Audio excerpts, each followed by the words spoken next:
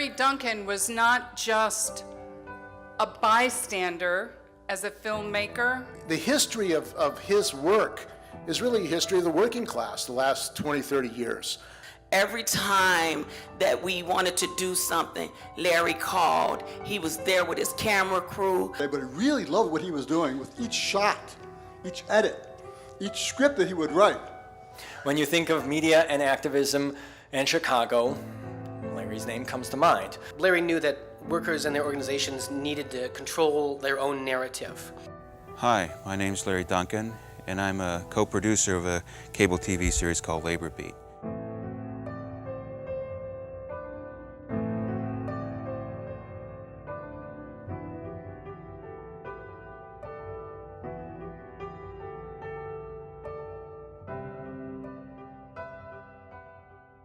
You know, I think for all of us here, of course, we would wish the circumstances to be different for this gathering. For Larry's family, his daughter Zara is here. She'll be sharing with us in a little bit. This is obviously a very difficult time, the loss of a beloved father, beloved brother, and we really appreciate the family could be here with us today too. But for a lot of us here, you know, our relationship to Larry is as a fighter in the struggle for workers' rights, a fighter in the struggle for, as far as I'm concerned, humanity. When we talk about the struggle for working people, we're talking about the struggle for humanity, right? And the future of this planet. And Larry devoted basically his entire adult life to that struggle in one capacity or another, particularly in regards to his advocacy for labor media. Larry was very passionate about making sure that the stories of working people, their struggles were told, and he devoted countless hours of his life to that. Not being paid, in no way remunerated, always as a volunteer, but literally dedicated, you know, almost every waking hour that he wasn't working or doing something else. And in his last years since he's retired, I mean, that's basically was his full-time job, was making sure that these stories got told. So it's a big loss for all of us. It's a big blow. It was personally a blow for me. I as a lot of you know, moved to Southern California last August. And so in the last year that I've been no longer here in Chicago, one of the things I really miss about this city is the tremendous network of, you know, activists in this city, working in the labor movement, the immigrants' rights movement, and it's been a bit difficult to be a part and away from that for the last year. And Larry was really kind of one of my primary conduits back to this world here. In fact, I realized shortly after he passed that the only person that I talked to more often back here in Chicago during that time was my wife. It was the only person that I communicated with more than Larry. You know, I got to know Larry originally in the state of the worker struggle. We're going to be hearing about that today as well. C.J. Hawking agreed to come and speak on behalf of kind of Larry's role in that, which is a really important, formative period for a lot of our lives. A lot of us here, you know, is a big, important period for us. And that's when I first met Larry, but I didn't really get to know Larry until I started producing Labor Express Radio back in 2000, I forget the dates now, 2004.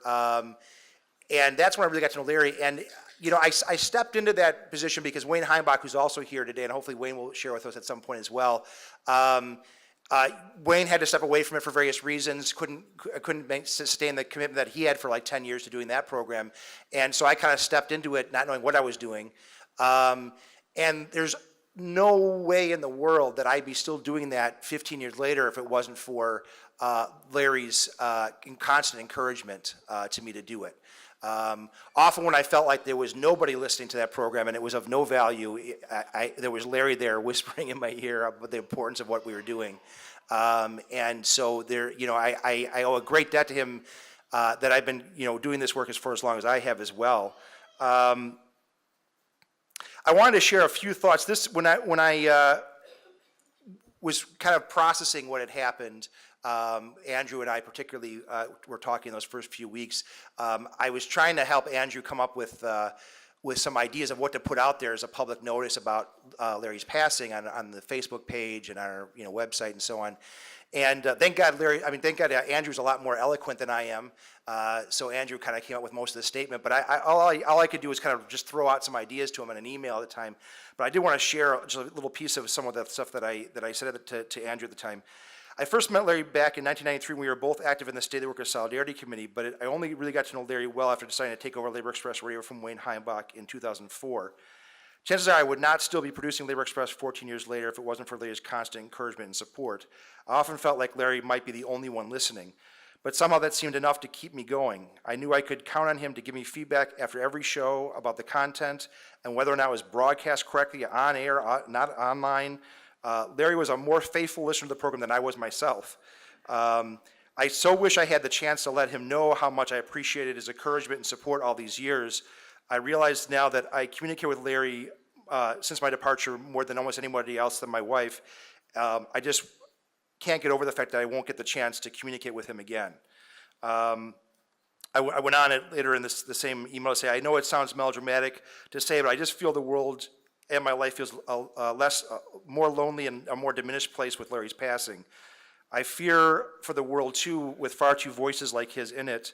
I can't help reflect on my own legacy and accomplishments or lack thereof, but I certainly, as I'm certainly not getting any younger, but I know that that's certainly something that can't be said of Larry. He's got a backlog of some hundreds and hundreds of hours of labor video that's a testament and a lasting legacy to his work. What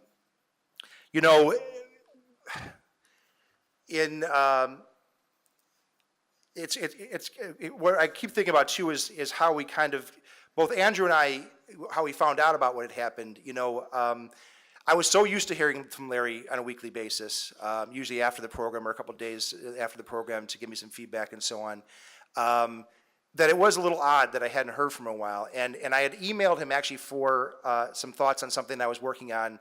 And it was so unusual not to hear from him right away. And I remember that my first thought at the time was, how many times has Larry reached out to me about something and it's taken me weeks to get back to him? So I'm not going to be upset that I don't hear from him right away, right? And about a week went by and Andrew, calls me and says, hey, have you heard from Larry? I haven't heard from Larry, in a while. And it was such a shock to all of us. He was so present in our lives all the time. And that's kind of how, actually, honestly, that we all found out, what had occurred. So it's, for me, it's been one of those moments where you're really reminded of what, how much a role somebody plays in your life, unfortunately, far too often when they're not there anymore. And so I hope this is a reminder, to us all about making sure that the people that are important to us know that they're important to us. Big part of today, though, too, is also about maintaining that legacy, right? Larry devoted his life to this because he believed in it. I hope that we all believe in enough that we can continue that legacy on into the future. And so there's going to be a lot of presentations here today about that, about what his legacy is and how we can carry it forward. Andrew is going to be showing us some clips from Larry's work over the years. We have recorded a statement from Eric Slater, who felt very strongly about the kind of efforts that Larry was engaged in with labor media and wants to see that work carried forward. But obviously, fittingly, we're going to start off the day by hearing from Zara. We also are going to have a musical accompaniment throughout the evening by Bucky Halker, agreed to be here. Everybody knows Bucky, of course, right? He is the labor troubadour of Chicago. So, Bucky, you want to kick us off with a little song, and then we'll have Zara come up? Well, I'm going to make you sing, not every song that I got to do here today, but I wanted to play a Joe Hill tune. I promised I would do one of those. This is one of my favorites. I just was on tour in Germany, and I got to play this at some festivals, and we had even had grade school kids in Germany singing this next song. It's a Joe Hill song called The Preacher and the Slave. I'll teach it to you if you've never sang it. It's pretty simple. It's like many labor songs. It's an old Protestant hymn rewritten with labor lyrics. So you can answer me. We'll get through the first verse. My wife knows the lyrics, so she'll be yelling them as a kind of the choir director here. But it's pretty simple. If I can teach this to first graders, and I'm sure some of you already know it. Mike, you know this, The Preacher and the Slave. So all right.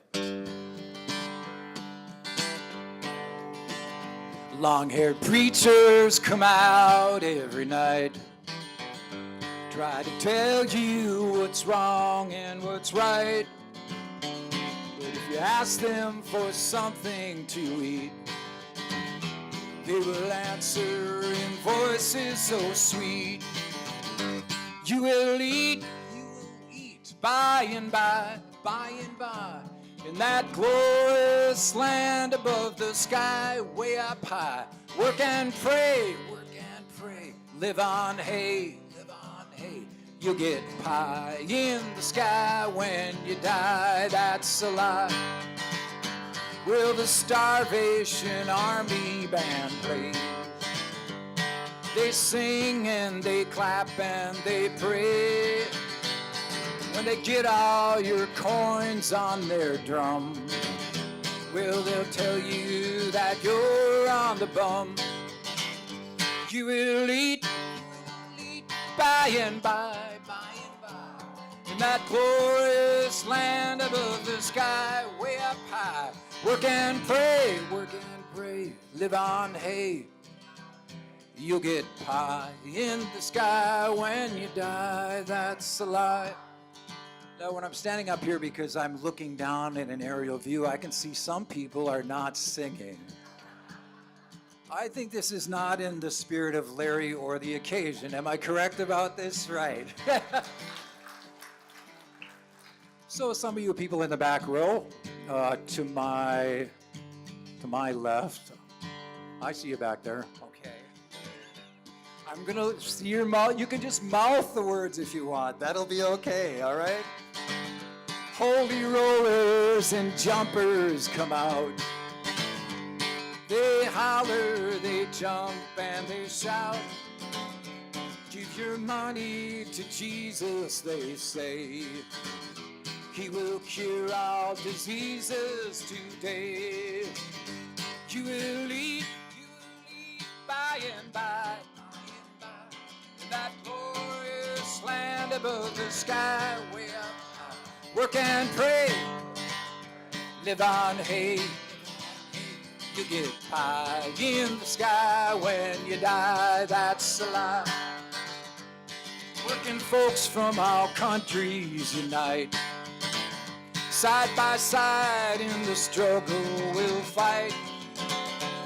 When the world and its wealth we have gained, to those grafters we'll sing this refrain. You will eat by and by, when you learn how to cook and to fry. Cook and fry, chop some wood, that'll do you good. You get pie in the sky when you die, that's a lie.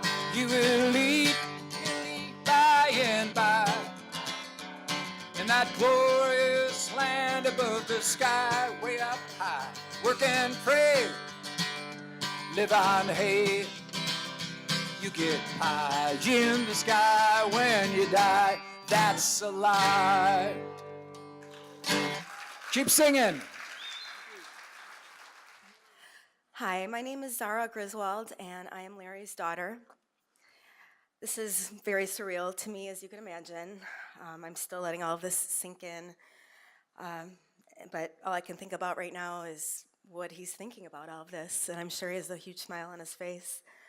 I wish he was around for me to tell him about this, and that's what's been happening since he passed away in April. You know, every day it's like, oh, I want to pick up the phone or email my dad, and can't do that anymore. We had this ongoing joke about growing old, and I would, kid with him every birthday and call him an old man, and he would laugh, and, in reality, he had no problem with growing old. He loved getting old. He thought it was great, and I really wish I would have been able to see him as an elderly man at 95 years old. I think it would have been really funny. I will ever feel a missing piece that he is no longer here with us physically, and I cannot hear his voice, his laugh, his witty humor, or listen to his words of encouragement and support. But he will always remain in my head and my heart, and it happens frequently still, like I said, where I think of him and I want to tell him something, but I kind of do in my head anyway, and then we have a little chuckle together, and I still feel that he's here with me. Ever since he died in April, all these memories have been flashing through my head of my life, and I thought I would just share some of them with all of you about my dad. So I'll just kind of start in chronological order. When I was little, he used to carry me around on his shoulders, how dads do that. And, you don't remember a lot of stuff when you're tiny, but I do remember that. And I remember when he made me try cooked mushrooms on pizza, and I didn't want to, and I thought I hated cooked mushrooms. And I ate it, and it was great. And I was like, you're right. And ever since, I've loved mushrooms. But then on the other hand, when I was at his apartment visiting him one weekend, and he made me eat these mushy cooked carrots if I wanted to have dessert, and so I did, and I forced them down my throat, and then he took me back to my mom's, and she opened the door, and I vomited all over the place. And I've never liked cooked carrots either, so when we were little, he would drive my brother and I to visit his parents, my grandparents in southern Illinois, and I think I remember that more than anything, because it's a long drive, about 6 hours, and he'd be typical 70s gear, in the front seat, arm out the window, window rolled down, smoking cigarettes. We'd be in the back seat, and are we there yet? How much longer is it? But those rides, and I just remember him, on those rides, he'd always try to talk to us about important stuff going on in the world. Of course, it went in one ear and out the other. But he surely did start trying very young. It took a lot longer than that to sink in, finally, makes sense. When he was living in San Francisco for a while, I went to visit him when I was about 9 years old, and they were having this free science class at Berkeley College for kids, and he thought it would be great if I went to that, and I did. And the activity of the day was dissecting a rat. So I was totally traumatized and grossed out, and never got over that. Other things I remember about him. The only time that he was ever mad at me, ever, that I can remember, it was when at my uncle's wedding, who's here today, and I was in my 21 years old, and I drank way too much, and he was so mad at me, he almost took me out by my arm, he did that, and he was just flaming in the car. And then when he was driving me home in the car, I realized I left one of my shoes at the wedding place too, and he was horrified. When he would send gifts to me or to my children, or to anybody, they were always so thoughtful. It wasn't about the size of the gift or the price of it. It was the thought that he put into it. It was never just your normal thing that somebody gets in the mall. Never. He always went to independent stores to find specific and he really put so much thought to it, and he always did that. And it was just always neat. His gifts were never boring. And also his cards. He's just the best cards. He always found the best ones, and they were never typical either. And he'd always write a little blurb, and it was always clever. Another thing I remember when I was living in Michigan in the late 90s, in 1999, I decided to go back to school to get my teaching degree. And I told my dad on the phone, and he was supportive as always, as he was with everything I did. And then about a week later, I received a delivery to my house from my dad to celebrate my starting my teaching degree, and it was an iMac, my first computer. I was 29 years old. He was always so supportive of me in everything I did, although he made sure to add his parenting advice. He'd try and kind of slip it in, and I could always tell when he'd be supportive and encouragement, but he'd have to add, okay, but, just make sure not to, X, Y, or Z. All right, but still, he always just made me feel that any decision I made, was the right one, or even if it wasn't, that's okay. But it just gave me such confidence in my life. He encouraged independence as a parent, and that was the biggest gift that he gave me. When my children were born, he was the very first visitor at our home to see them. And sure enough, he showed up with his video camera. They were, little tiny weebies. I carried them up the stairs, and he was right behind me with his camera, and he interviewed my husband and I sitting on the couch holding our babies so we could share our thoughts about being first-time parents. But he continued to video them through their, he stopped once they got older and they, but he did for every time we would get together, he would bring it along and, do some videoing, and then I'd get in the mail about 2 weeks later, a CD with a little movie that he put together and edited. So it was really special, and I'm so happy that I still saved all of those. My husband and my children and I moved to Minnesota about a year ago, and I got together with my dad to tell him that we were moving about maybe 6 months before a move, and I knew he would be supportive because he always was, and he was. We met at an Indian restaurant, and I told him, and he thought it was great. He always encouraged spreading your wings and celebrated with me each stage of my life. He wrote a poem on my 16th birthday, which I will read today, especially appropriate at this time because my own children are now starting to drive. It's called At the Wheel at 16. Zara, good grief, you've turned 16. What ceremony could we stage? Or event of note agreed upon between a father sobered by things teen and daughter drunk with age. You're old enough to drive my car, your learner's permits in your purse. The road back home, it isn't far. I'll light a 50-cent cigar to celebrate a kind of first. You take the keys to the 3-ton thing that sits on the tarmac parking lot, bruised by every dent and ding by a slightly miscellaneous string of goofs. Perfect I'm not. Before I'm able to part with advice or fasten my belt or even think twice, all of a sudden you're on your way in a semi-truck diverse display of bold resolve and nerves of ice, down to the stop sign in a flash.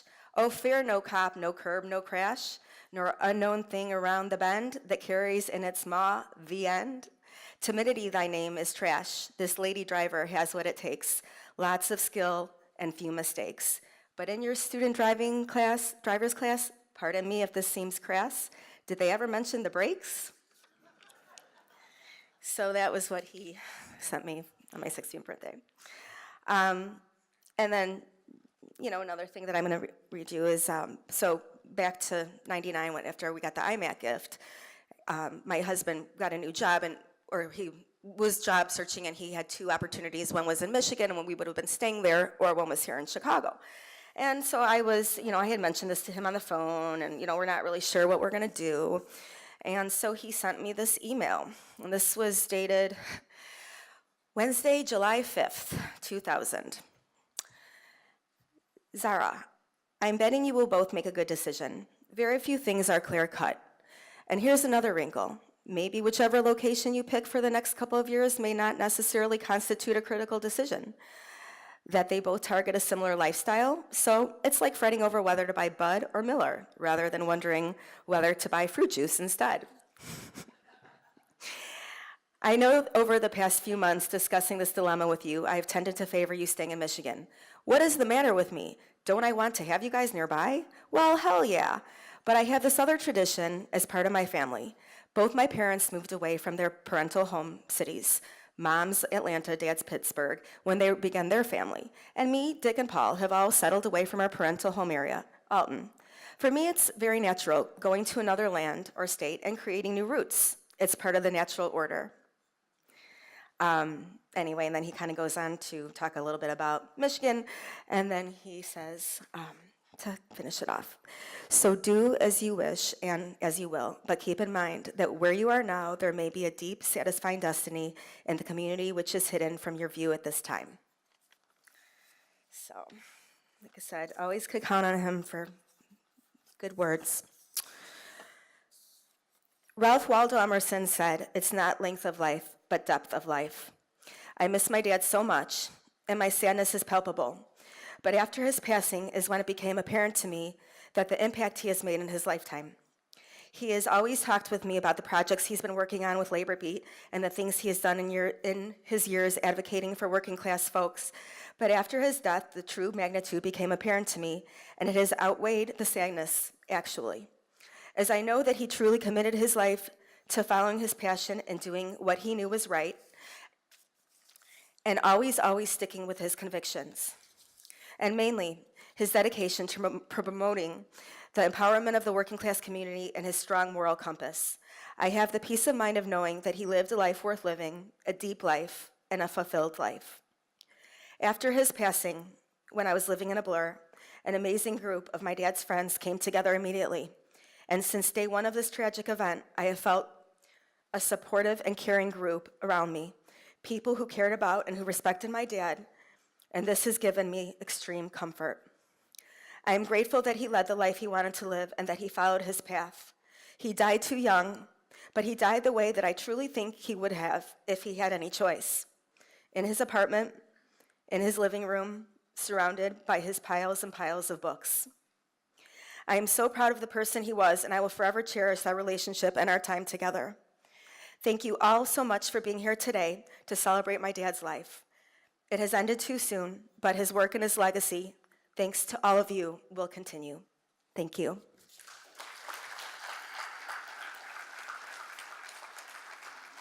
Yeah, and so I thought, well, who can I think of that has been to Alton as a musician, and that would be Woody Guthrie. There's a story about Woody Guthrie. Alton has a long history dating back to before the Civil War of not being a particularly receptive place for alternative ideas, abolitionism. Woody Guthrie's wife Woody was busy. He was stationed in the military down in Fort Scott Field, and his wife went to go for a swim in Alton at the public pool, and this is after World War II. Just after the war, she gets to the swimming pool, and of course it says no blacks can swim there, but it also says no Jews, and she was Jewish, so she didn't go swimming. But this is a good song Woody wrote, and I'll get you to sing along. You all know this one, I think. I hope I sing the version of the lyrics. Usually there's somebody who comes up at the end and tells me that's not the original lyric, but Woody Guthrie wrote probably 10 versions of this, so I'm not even sure what the original is. So sing along.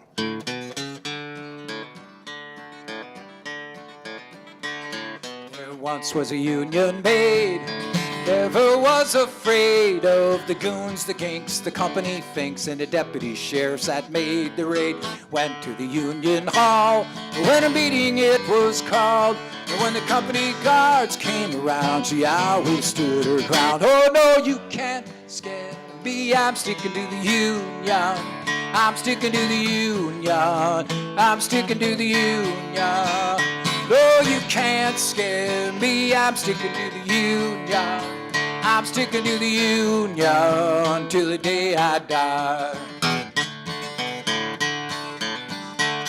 This union maid was wise to the tricks of the company's spies.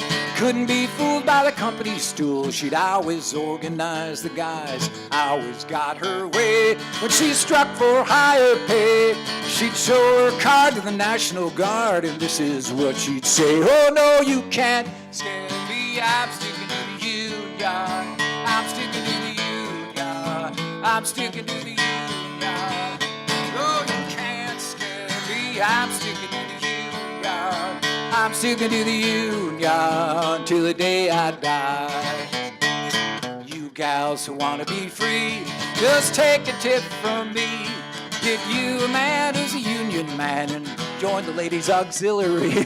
Married life ain't hard when you got that union card. And a married man leads a happy life when he's got a union wife. Oh no, you can't scare me, I'm sticking to the union. I'm sticking to the union. I'm sticking to the union.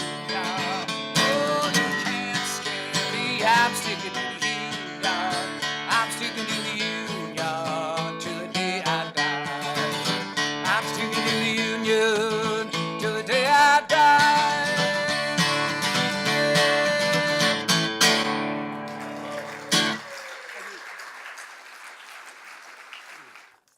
Hi, everybody. I'm Andrew Friend. I'm one of the segment producers for Labor Beat. Thanks so much for coming here today to share your memories and of Larry's life and his work. This segment is going to have very little of me speaking, but a few minutes of video. And I do want to encourage folks that while video is playing, you should not feel uncomfortable about getting more food. We don't know what we're going to do with this stuff if you don't all eat it. So enjoy there. I first heard about Labor Beat back in 2001 when I was just beginning to dabble in video technology. Even though I had toyed with it throughout the 90s, I finally got into public access in Evanston. And I heard about it from Wayne Heimbach, who was producing Labor Express Radio at that time. And I knew through other activist work. But I didn't really act on that, excuse me, at that time. I didn't have cable TV, and so I didn't know what I was missing. I just was filming protests with no real outlet for it to go anywhere. It wasn't until 2005, when we were all a couple of years into the disastrous Iraq War, and I was documenting the beginnings of this rising struggle for education justice in Chicago, that I decided to check out this media organization, Committee for Labor Access, because my project had absolutely no direction to it whatsoever, and I thought maybe you guys have some footage that we could share, and maybe we could talk about how you guys could help me make this doc feature. Well, instead, I quickly realized I'd found my tribe, and that tribe's wise chief sort of immediately impressed me, and so because Larry's strong commitment to using modern media for the advancement of working class issues was really only surpassed by his amazing knowledge of labor history, which I was just beginning to learn about. So from the beginnings of the fight to actually gain grassroots access to the power of cable television, Larry knew that workers and their organizations needed to control their own narrative. Because no matter how liberal an individual network news producer could be, the corporate ownership of the news media had always kind of guaranteed that a true working class perspective would be little more than a soundbite on what at that time was 3 broadcast TV networks, radio everywhere, and then print. That the editor-in-chief of all those organizations had been handpicked by rich people to guarantee a certain perspective. So an individual reporter happens to be on your side, it doesn't matter in the long run.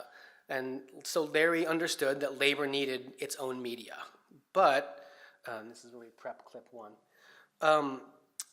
Don't take my word for it. Let's hear from the man himself. What we're going to play first is it's not from the Labor Beat archives. It's a rare clip from 1992 that we literally just got our hands on in the past 2 weeks.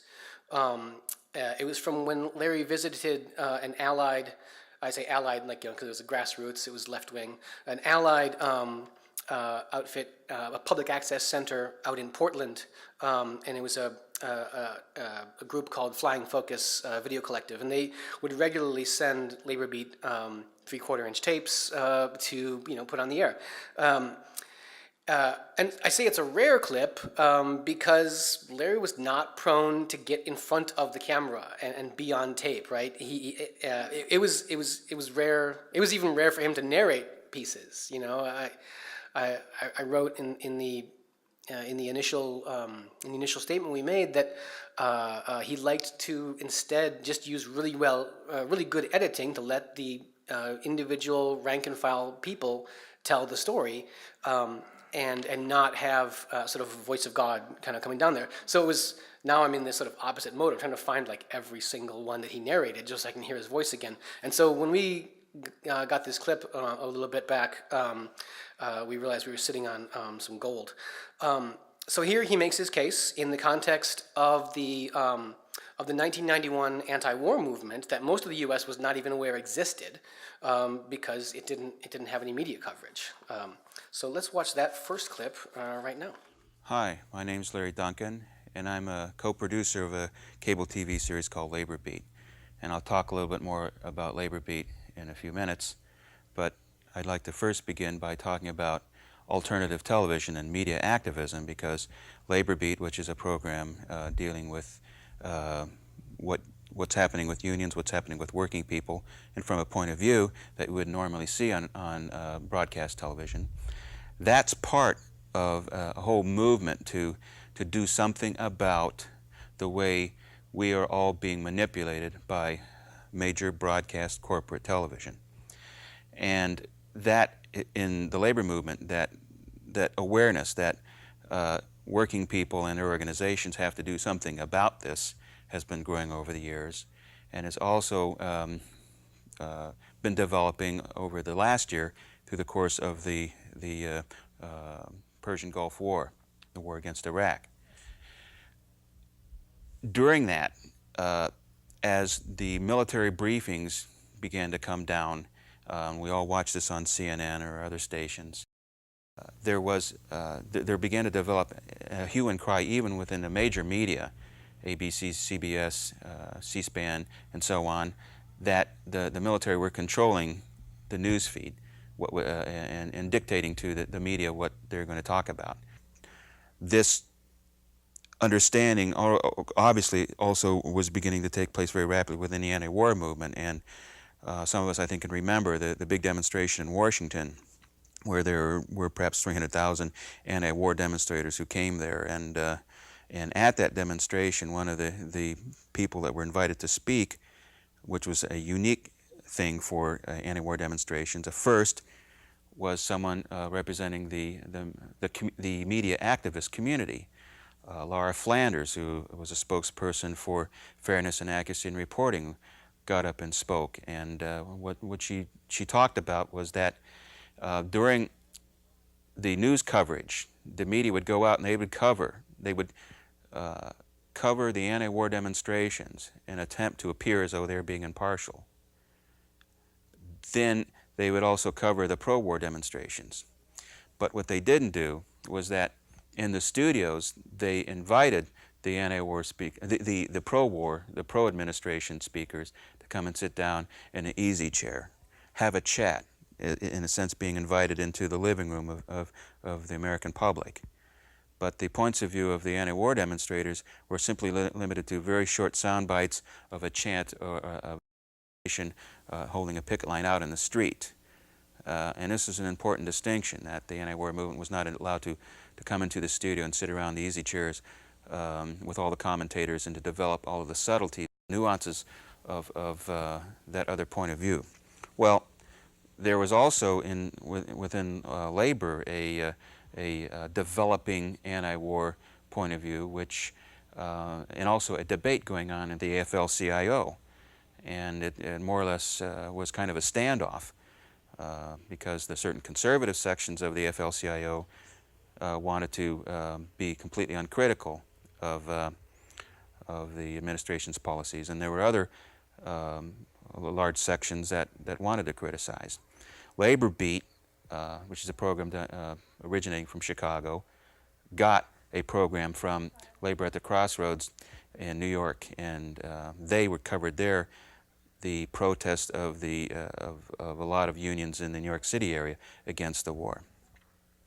Well, that was one of the shows that we brought in. We do both our own shows that we originate in Chicago, but we also bring in shows from around the country, and we then send them out to 14 different cities, two of which are our broadcast venues, one in Philadelphia and WYBE there, and also down in Salinas, and then the rest are cable around the country. And it keeps us busy. But I wanted to encourage those of you out there in the community who are union members or think of yourselves as working people, and certainly the vast majority of us are. You may not be in a situation where you're a member of a union, but you support the idea of working people organizing together to defend their right to a good paying job and job security. I encourage you to come down here to the Access Center and get involved and start learning how to use the equipment, start producing shows that inform the community about the kinds of struggles that you're in to improve your situation as a working person. And I'm sure that you'll be able to get in contact with people easily enough through the access channel here. So this is Larry Duncan from Labor Beat saying 10-4, and get out there and start using those cameras.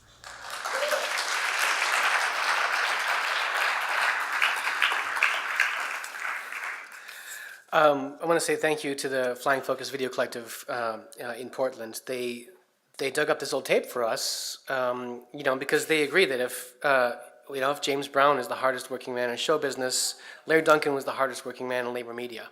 And I mean, I only knew his 21st century work, which was outstanding. And a full count will be coming as we work to get all of our older archives online. Our YouTube channel goes back to, I think, maybe 2010, 2011. And so we have obviously a lot of content before that. So a full count will come, but Larry edited literally hundreds of segments and episodes of TV show that reaches back to 1986. He worked tirelessly to do fundraising as well, to keep our rent at the UE Hall paid, where we keep our physical archive. And he also, which was, I think, was one of the more unique parts of being a labor media filmmaker, was that he cultivated a lot of relationships with union activists and sort of gave them a platform for their contract campaigns.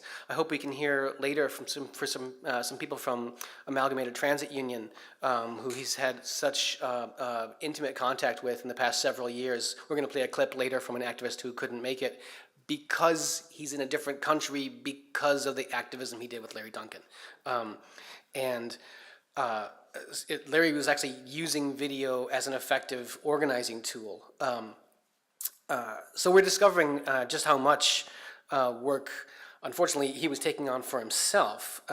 And I think maybe 10 years back or so, he had a pretty bad health scare, but survived and got himself really healthy. But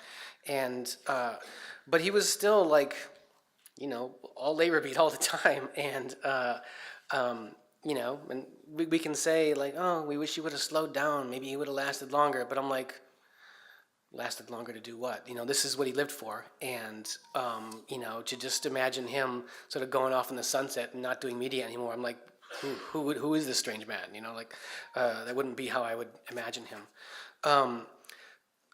So we're discovering just how much work it was to maintain an organization and a show with our current skeleton crew as we struggle to keep the show and the organization going. It is our goal to stay on public access and to keep producing. Thanks. And I also want to say a really big thank you to everyone who has donated recently to help keep Larry's legacy alive. But we are stretched pretty thin, and for Labor Beat and Labor Express to continue, we need to recruit and we need to grow. And so we're launching an effort to do that. By the way, if you happen to know any talented audio podcast producers or video editors that you think may share some of Larry's radical assessment that letting the everyday salt of the earth people lead our labor movements and lead our quests for social justice, please put them in touch with us. We probably could work together. Anyways, to close, I'm going to play another video clip. I would have loved to have had a massive montage of 793 episodes, but it's just too daunting. So I figured what's best is to show various aspects of what Larry was doing. And I think these two back-to-back clips kind of show hand in hand what Larry's video work was about. These two excerpts, one from 2017 and the other from 1994, they sort of reflect Larry's diverse approach to media activism. He wanted to show the ferocity of working class struggles, but he also knew about the rich creative history of those who fight for a better world. So that's clip two, not just yet, but and then the second clip actually sets up our next speaker, Reverend C.J. Hawkins.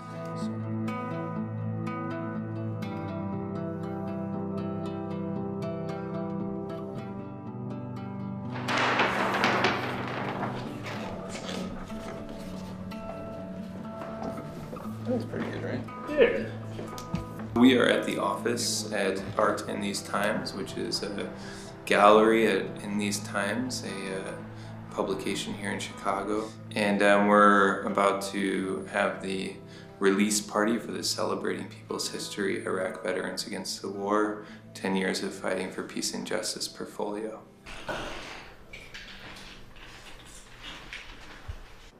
Yeah, well, this poster project is about people's history. It's not about elites' history.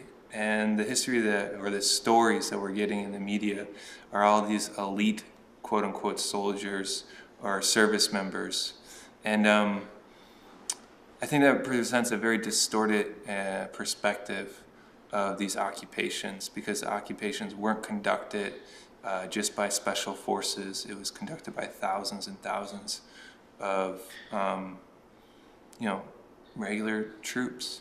And I think our relationship to the military and our relationship to the experiences of the Iraqis and the Afghans is a lot different than perhaps someone that's in the special forces or a general or an officer, a media pundit or a military spokesperson. And that's what we're hearing. And I think it's time that we reclaim that narrative and hear from the folks that drove the trucks of the occupation, that were the MPs of the occupation, that walked the streets on a daily basis, that sat in guard towers on a daily basis. Those are the stories, the anxiety and boredom of the war that was altogether dehumanizing and destructive, I think is really what we need to hear those voices.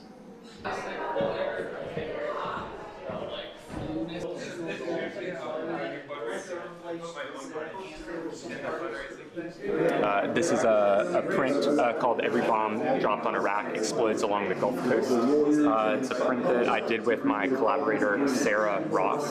And the title of the print comes from a slogan that was used by the Iraq Veterans Against the War and Hurricane Katrina survivors and other anti-war organizations who organized a march from Mobile, Alabama to New Orleans.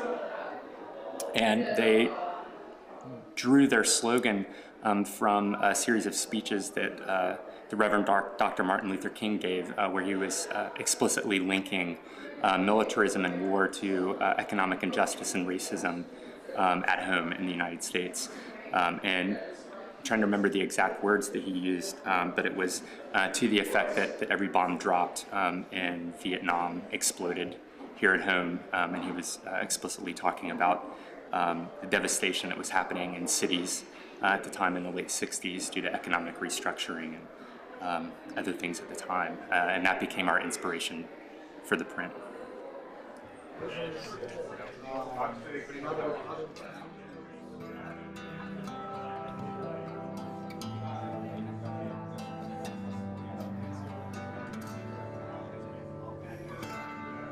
Iraq Veterans Against the War was going to turn 10 years old, which was really scary to me, considering when I first got involved with Iraq Veterans Against the War, I thought we were going to be ending the war and bringing all the service members home, and that was going to be it, and we'd be able to pack up. But instead, what has come about is a state of endless war and a state of perpetual violence, and that's not just abroad but also here in the communities at home, and militarism has expanded here as well as abroad, and that impact is not just on the communities, it's primarily on the communities that are directly affected by occupation, but it's also within the veterans community and the after effects of war.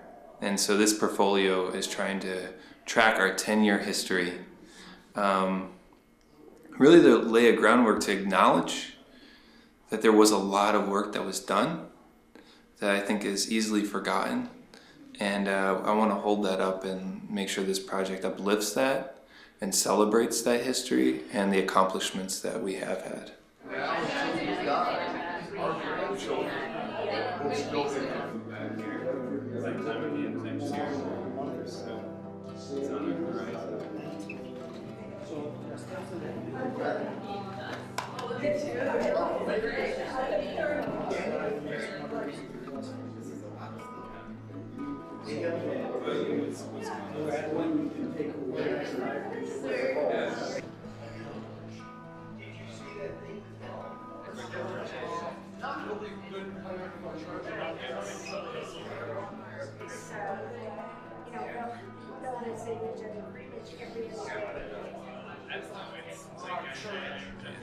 This whole project, celebrating people's history, was Iraq Veterans Against the War, was inspired out of popular posters that were used in the 60s and 70s to educate different communities about different struggles that were happening and to inspire people to take action.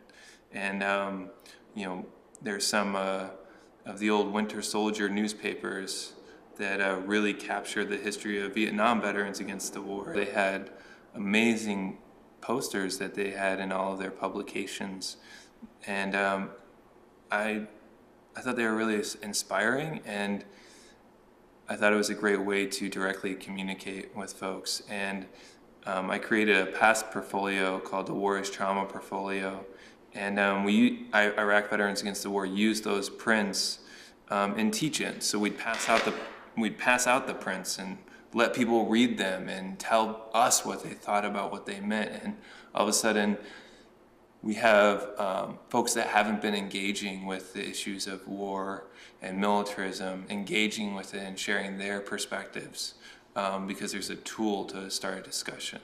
And so that's what these are. They're these little glimpses into a history, into the stories, into the experiences of people's lives, and how we can celebrate those histories and raise them up. Because as American Sniper and the Special Forces kind of narrative of the current wars overrides a lot of the anti-war work that has happened, I think there's a lot of work to be done in the cultural sphere to shift that narrative and put it back on all the service members that stood up and refused to fight, that spoke out against these wars. And really it was the popular perspective. Over 70% of service members in Afghanistan and Iraq towards the ends of the occupation were opposed to them.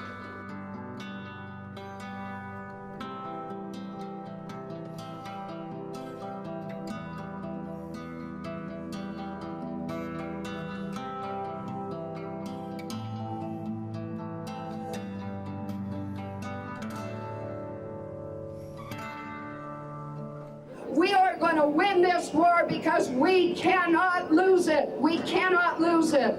After the speeches, the rally goes to the plant gate, and many demonstrators sit down in nonviolent civil resistance at the main entrance.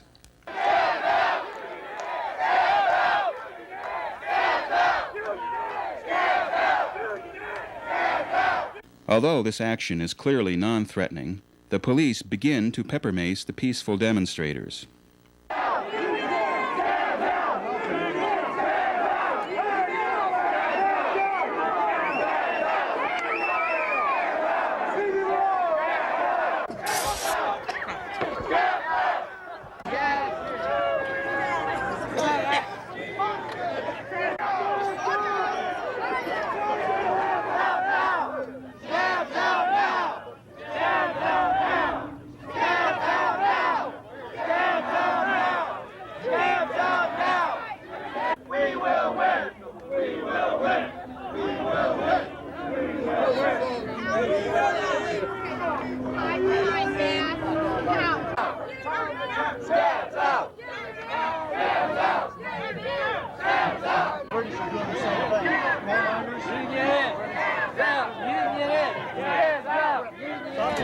We were standing there non-violent. We was not pushing the police. We was not in their face. And they sprayed mace on myself, my wife, and my children. Were you up against the police? No, we were not. You were over to one side? I was off to one side because of the small children. And they sprayed mace on my children and my family. And we were not being violent. We was executing our right as a citizen to protest the atrocities the Staleys had put on the working people when they came. Good afternoon, sisters and brothers. I first met Larry Duncan in Decatur, Illinois, where 25 years and 6 weeks ago, 763 workers were locked out of their plant.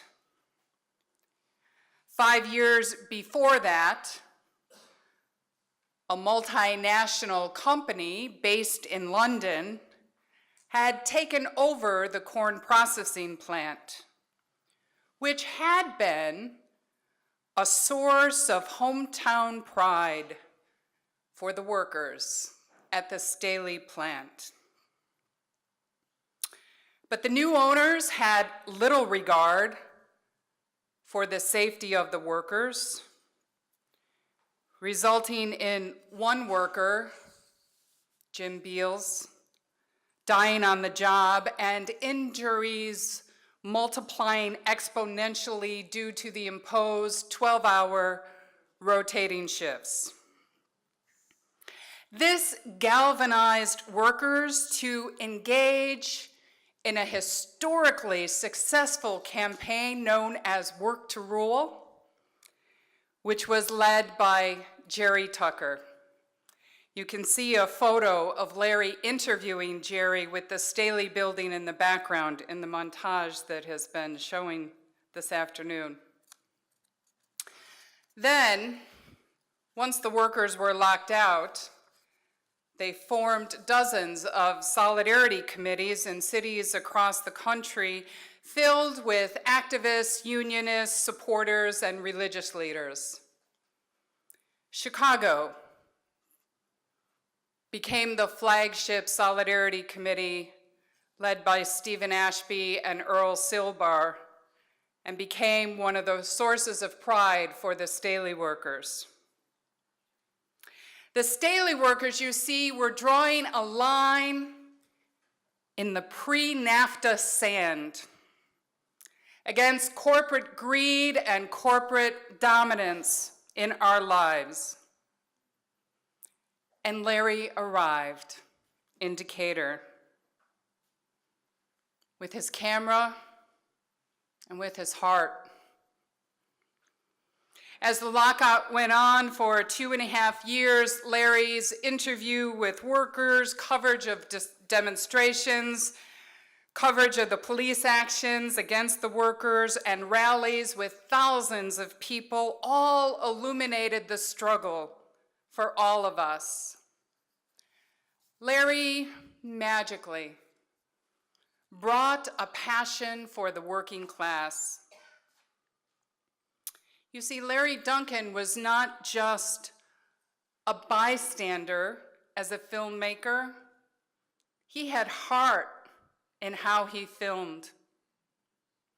Larry filmed in such a way that we not only learned about the people in the Staley film or other films, we learned about ourselves.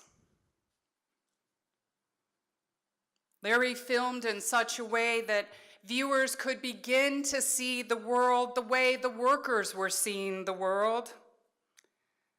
Larry filmed in such a way that when we heard the workers' voices speaking their truth, when we saw the anguish on their faces, we felt their pain, and we were them. To know that through struggle, those workers' lives are forever changed, and as supporters, our lives are forever changed through the honor of supporting them. But Larry was more than just a filmmaker, he was a skilled editor. And through the way he edited the videos, we were all able to develop an even deeper analysis of what was happening to the working class. Not only did Larry's words capture our hearts and minds, it would catapult our bodies into action, onto the picket lines, out to the rallies, into the jails. I think the purest form of solidarity is showing up with your body, ready to put your body on the line, alongside the workers' bodies.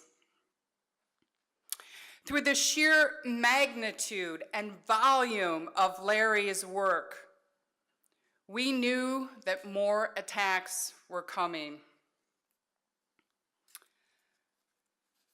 Like many of you, from time to time, I wondered if it was tough for Larry to keep going.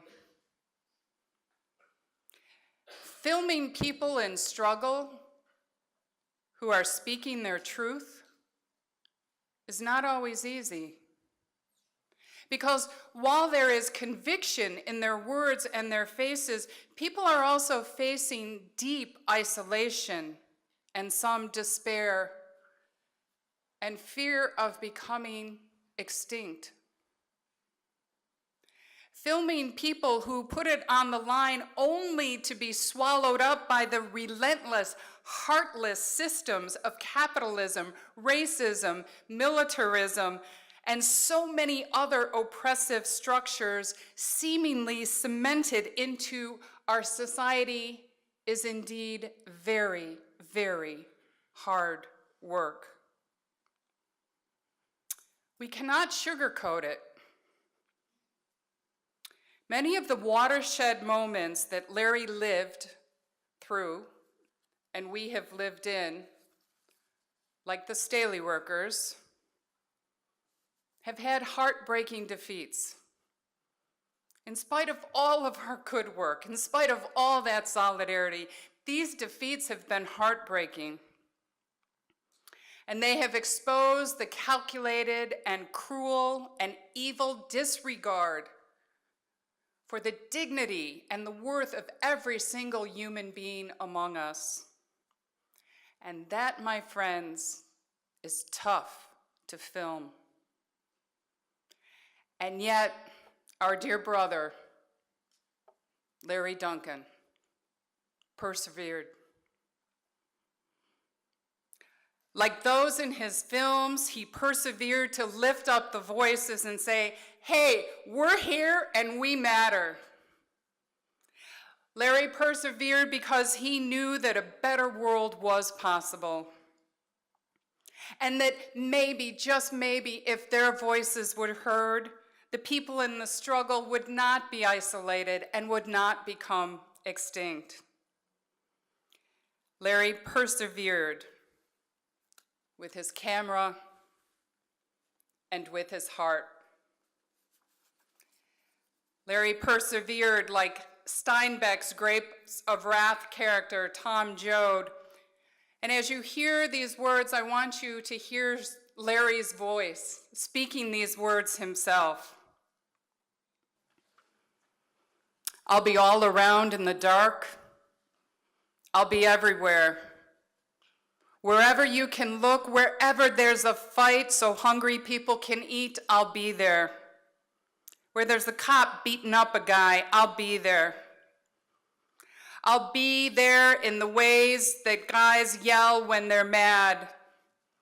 I'll be in the way kids laugh when they're hungry and they know that supper's ready, and when people are eating the stuff that they actually raised and living in the houses that they actually built, I'll be there too. And further, Tom Joad says, a fella ain't got a soul of his own, just a little piece of a big soul, the one big soul that belongs to everybody. Larry, dear brother, we are eternally grateful that you shared your heart and soul and talents with us and for us. Your legacy lives on in our memories, in your films, and in our hearts. To close, dear friends, I invite those who are able to please stand.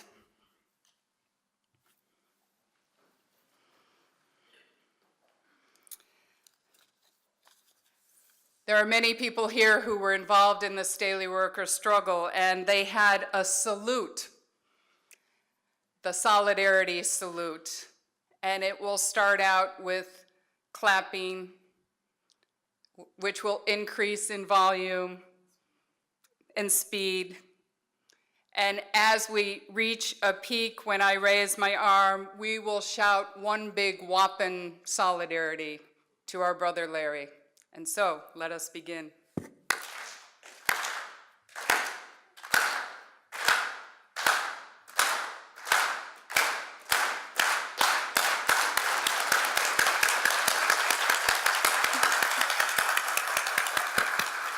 Solidarity!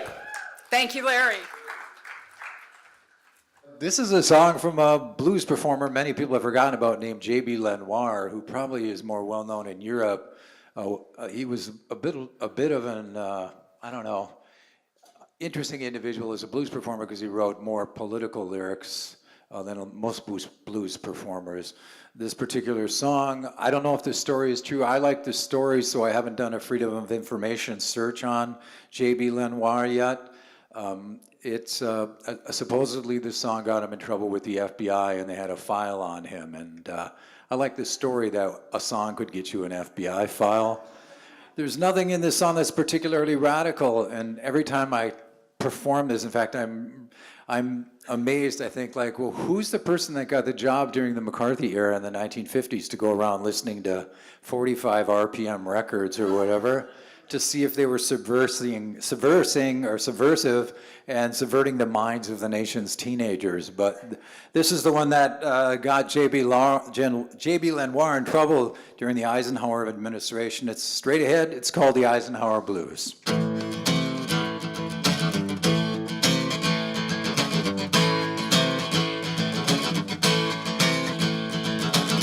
Hey everybody, I was talking to you.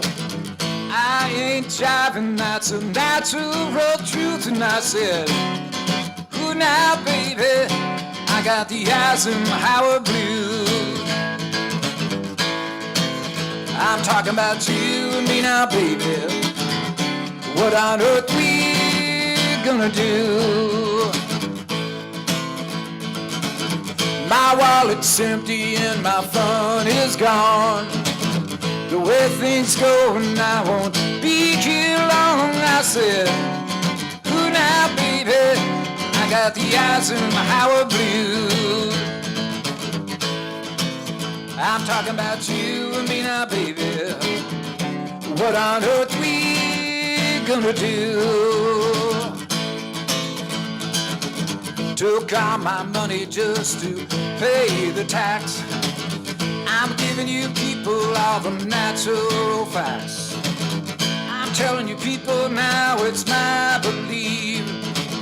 The way things go and I'll be on relief. And I said, ooh now baby, I got the Eisenhower blues. I'm talking about you and me now, baby. What on earth we gonna do?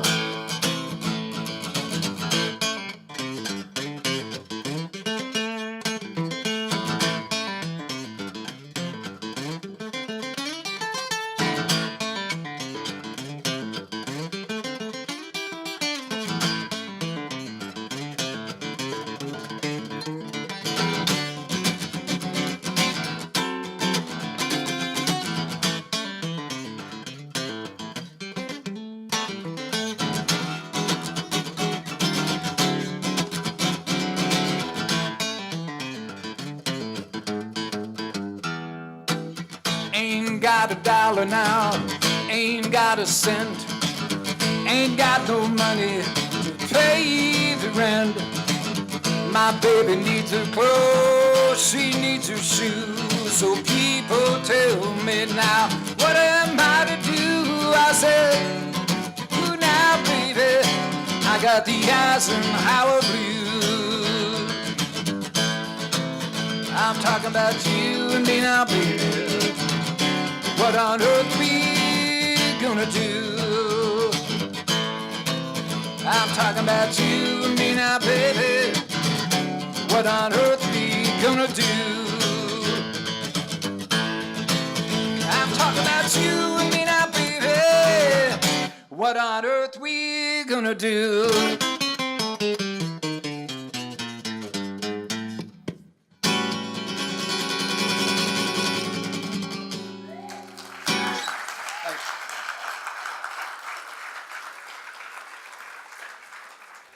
I'm Larry's baby brother, so therefore he was always a big guy to me because he was bigger. He was about 4 years ahead. He was about 4 years ahead of me. My oldest brother couldn't make it. He's from Florida.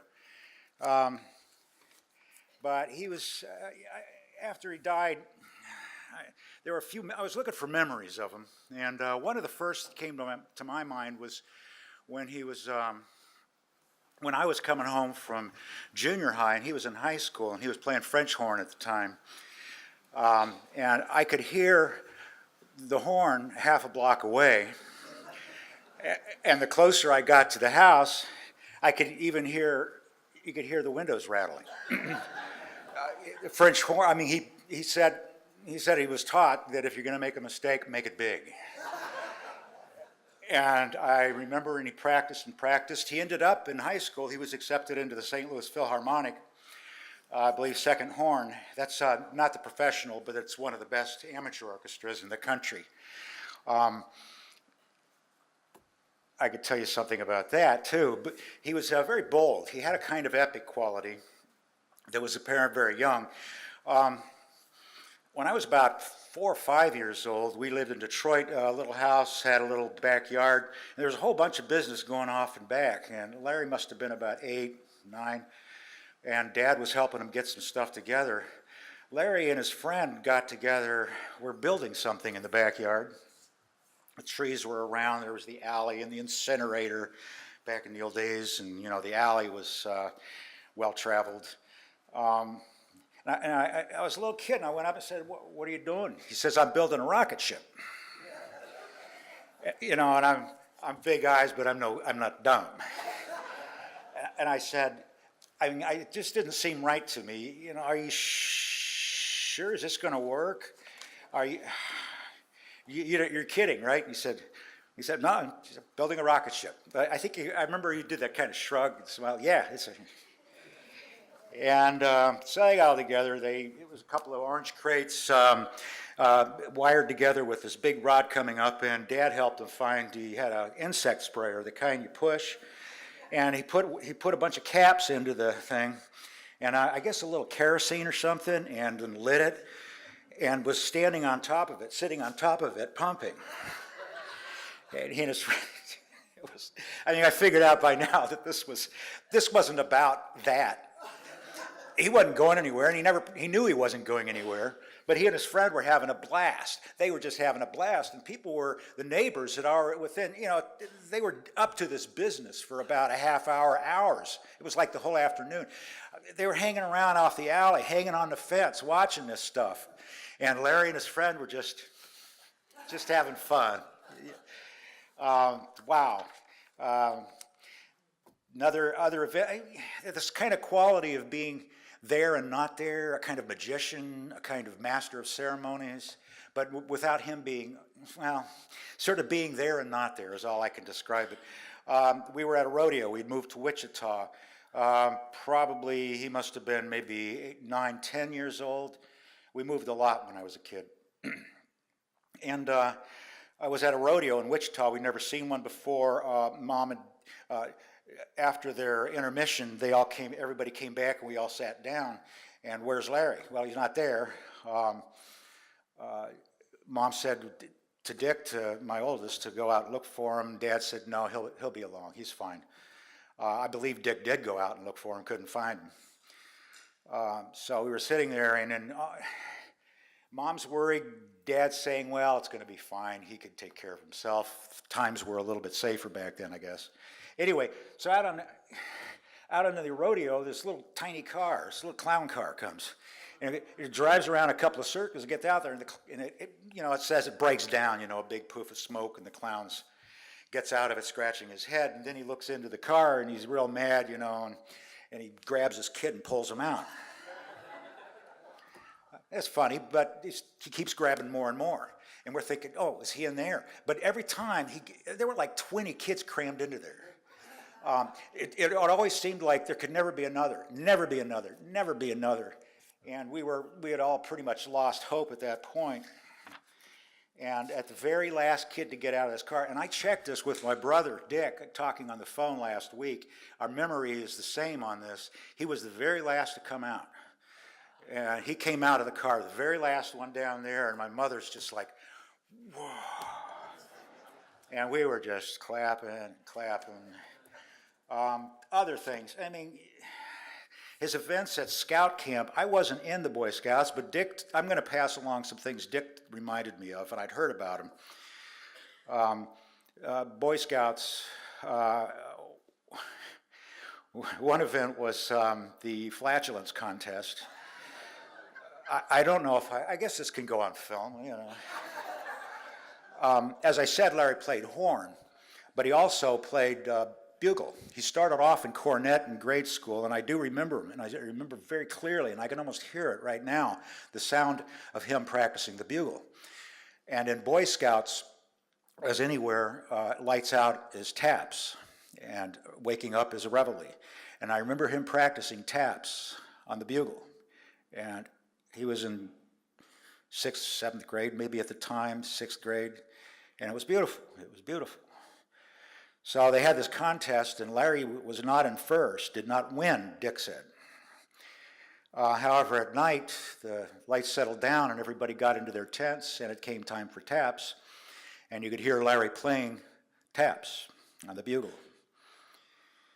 And it was beautiful. It was sublime. It was perfect. And at the very end of it, after an appropriate pause, he let out with a crude, rude bugle fart, basically, if you could. I guess he won.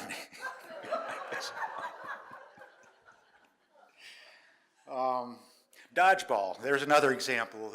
Dick told me, and I'm going to pass this along in honor, since Dick couldn't make it. They did, I was just telling the story to Andrew, I think. They did bombardment. We did this back, this was in the 60s, 50s and 60s. Dodgeball was a major means of kids abusing each other. But they did one thing with bombardment where they'd have half of the boys on one side and the other half on the other, but only up against a wall. And only the boys on the one side could throw the balls, and they'd bombard them until nobody was left standing. It's like a firing line. What was going through the minds of the educators at that time, I don't, or the coach, or the gym teacher. So they went through it, and at the very end, Dick said it was stunning, because Dick was it was like two classes at the same time. It was stunning that Larry was in front, near the front, in the middle, and nobody touched him. All the other kids were knocked out, and Larry was just standing there. And the gym coach was livid. According to Dick, he swears by this, and Larry told me about this too. The coach was really, really mad and started yelling at the other kids to throw them to everybody throw their balls at Larry. And they didn't. They threw them around Larry. And the coach got more and more angry. And finally, a few balls lobbed over and hit him, and Larry shrugged them off. And Dick said it was just, the two amazing things was why he was missed, and he was able to be invisible somehow. And the second was how the rest of the class showed what they felt about the gym teacher. It sounds apocryphal, but he swears by it. Dick said he later asked the gym coach later said that he was in World War II in the war, and Dick said he wanted to ask him which side.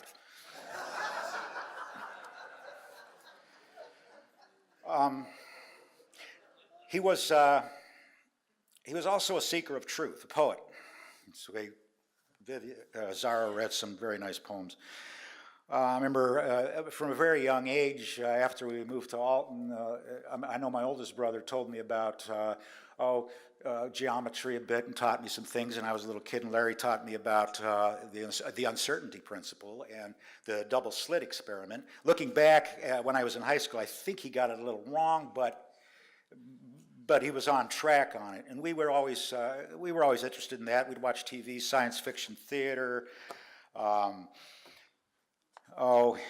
You know, Victory at Sea was a favorite back in the 50s, and other TV shows. But Larry and I went in one Christmas. We pooled our Christmas budget for a large chemistry set, the big one, the 5-panel one.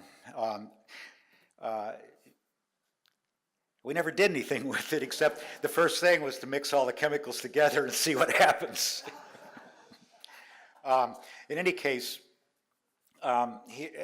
when I was in high school, I remember I'd have friends, and I remember in the evening, Larry was either coming back, visiting from college, or he might have been a senior in high school, I'm not sure, I remember, but he would be talking about introducing me to things like, we played with the I Ching, just for the fun of it, and he taught me about that, and he told me about the Purkinje tree, which is, in certain conditions, you can see the light, you can see the reflection of the blood vessels in the back of the eye under certain conditions, and that's called the Purkinje tree.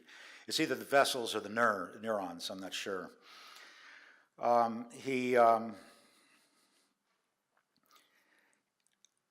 He later, well, I'll go on to tyranny. Larry, we were all really good kids. Our parents raised us well. We were not troublemakers. Larry certainly not. He was never pugilistic or a fighter, picking fights with anybody. We had a neighbor in Wichita, and one of my friends was his dad, but we never saw him because he was a musician. He worked all night and slept all day. One day, and I have a vague memory of this, Larry had a vivid memory, and for some reason, when I was visiting him with my son about 6, 8 months ago, he told the story, and he told it with pride. So it meant something to him too, and I'll pass it along.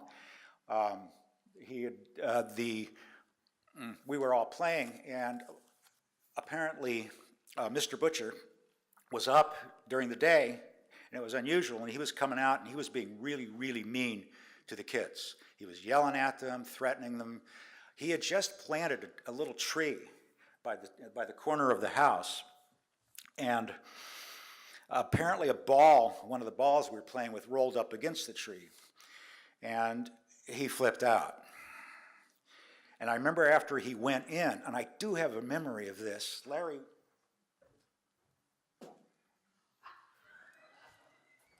he pulled it out. He got in trouble for that, needless to say. That was very atypical of his behavior. I was wide-eyed. He played for the Philharmonic. I saw the concert at Kiel Auditorium. I didn't catch the details, but my dad did, and Larry explained it also. He hated the conductor. The director was a real tyrant. Larry had a major solo.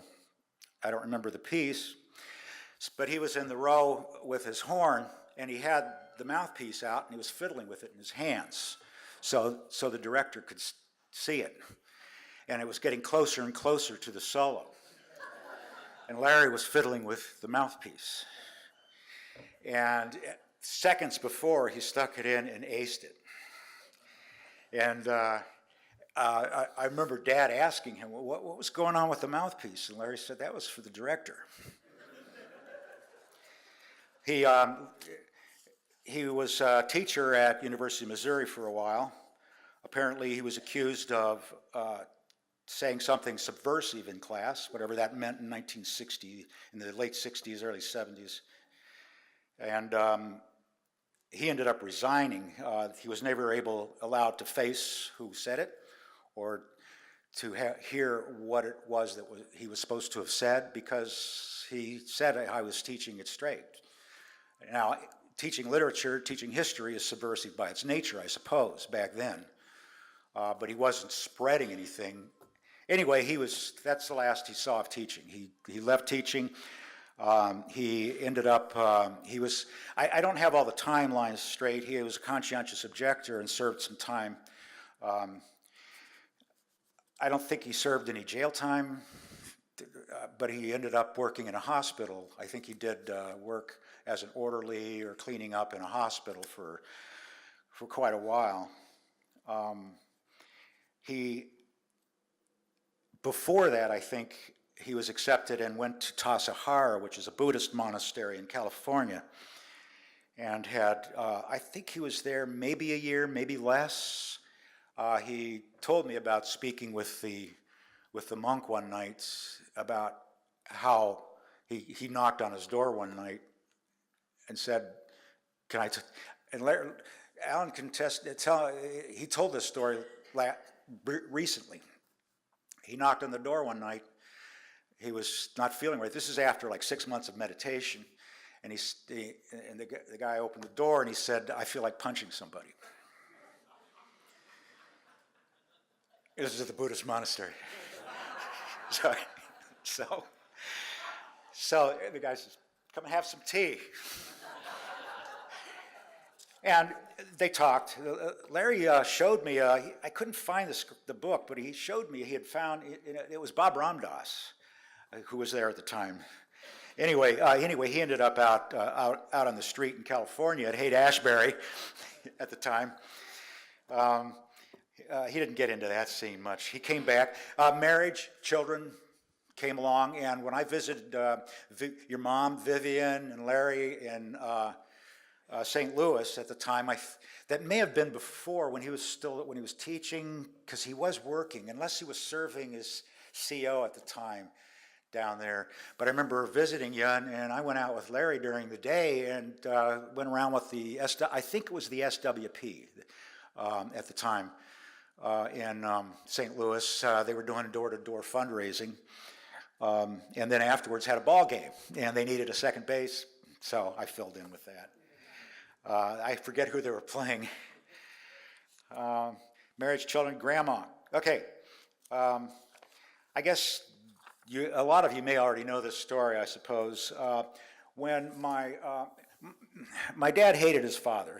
He was a on again, off again worker in Pittsburgh in the steel mills, drank a lot, was abusive. My father spent a good part of his life trying to get away from him, get away from the whole scene, get away from that. Anna, my grandmother, was spent her later years after she divorced him at like 50 or 60 years old, spent her later years as an activist with the elderly, raised money, looking out for and helping to promote elderly housing. I believe Mom has a picture of her being presented something by the mayor of Pittsburgh. This was Pittsburgh in McKeesport, Pennsylvania, steel country. She had nothing. She was living off Social Security. When she died, she had somehow managed to scrape together some money for all of her grandchildren. And it was like, I don't know, $400 or $500. And my mother said, specifically, I was out in Colorado, I was working as a carpenter at the time, and said, this is real meaningful. She scraped this together. You spend this on something that matters to your life, that's going to make a difference in your life, out of honor to your grandma. Okay, got it. I got a good table saw that I needed in my work, that I'd had my eye on. Larry bought a Sony video camera. This was in about 74, 75. He bought a Sony video camera, and it was him and another guy I knew in Alton that did some of the first work, both down there and in Chicago area, out of a van, covering some demonstrations and strikes. And Larry was talking about, I don't remember the details, so I won't. But that was his camera. That was the first camera he had, and he did video with it. And I think there's still some video of labor that were done with that camera. If anybody has a place to archive the camera, I have it. Larry was going to throw it away. But I donate it to any, it doesn't work, but it has labor beat on the side. Then he was involved with the public access hearings in Chicago with many of the people that are here tonight. I've known Larry all my life. He's gone. And you grow up with someone your whole life, it's kind of hard to accept. It's it's hard to imagine he's not here. But I can, and I wanted to end it with a memory of him playing taps. I can hear it. One poem, real quick. This was one he wrote to his grandma, to Anna. A forest in Pennsylvania at nightfall in late October. Anna, this is the valley where you lived. The sky darkens. Yellow light falls from windows. Hot slag flows down to the river. All that I have done, you have forgiven. All that you have forgiven is now forgotten under your stone in the valley. By the Monongahela, coal under the earth burns forever, or for a time as long as the time ago when the coal itself was born.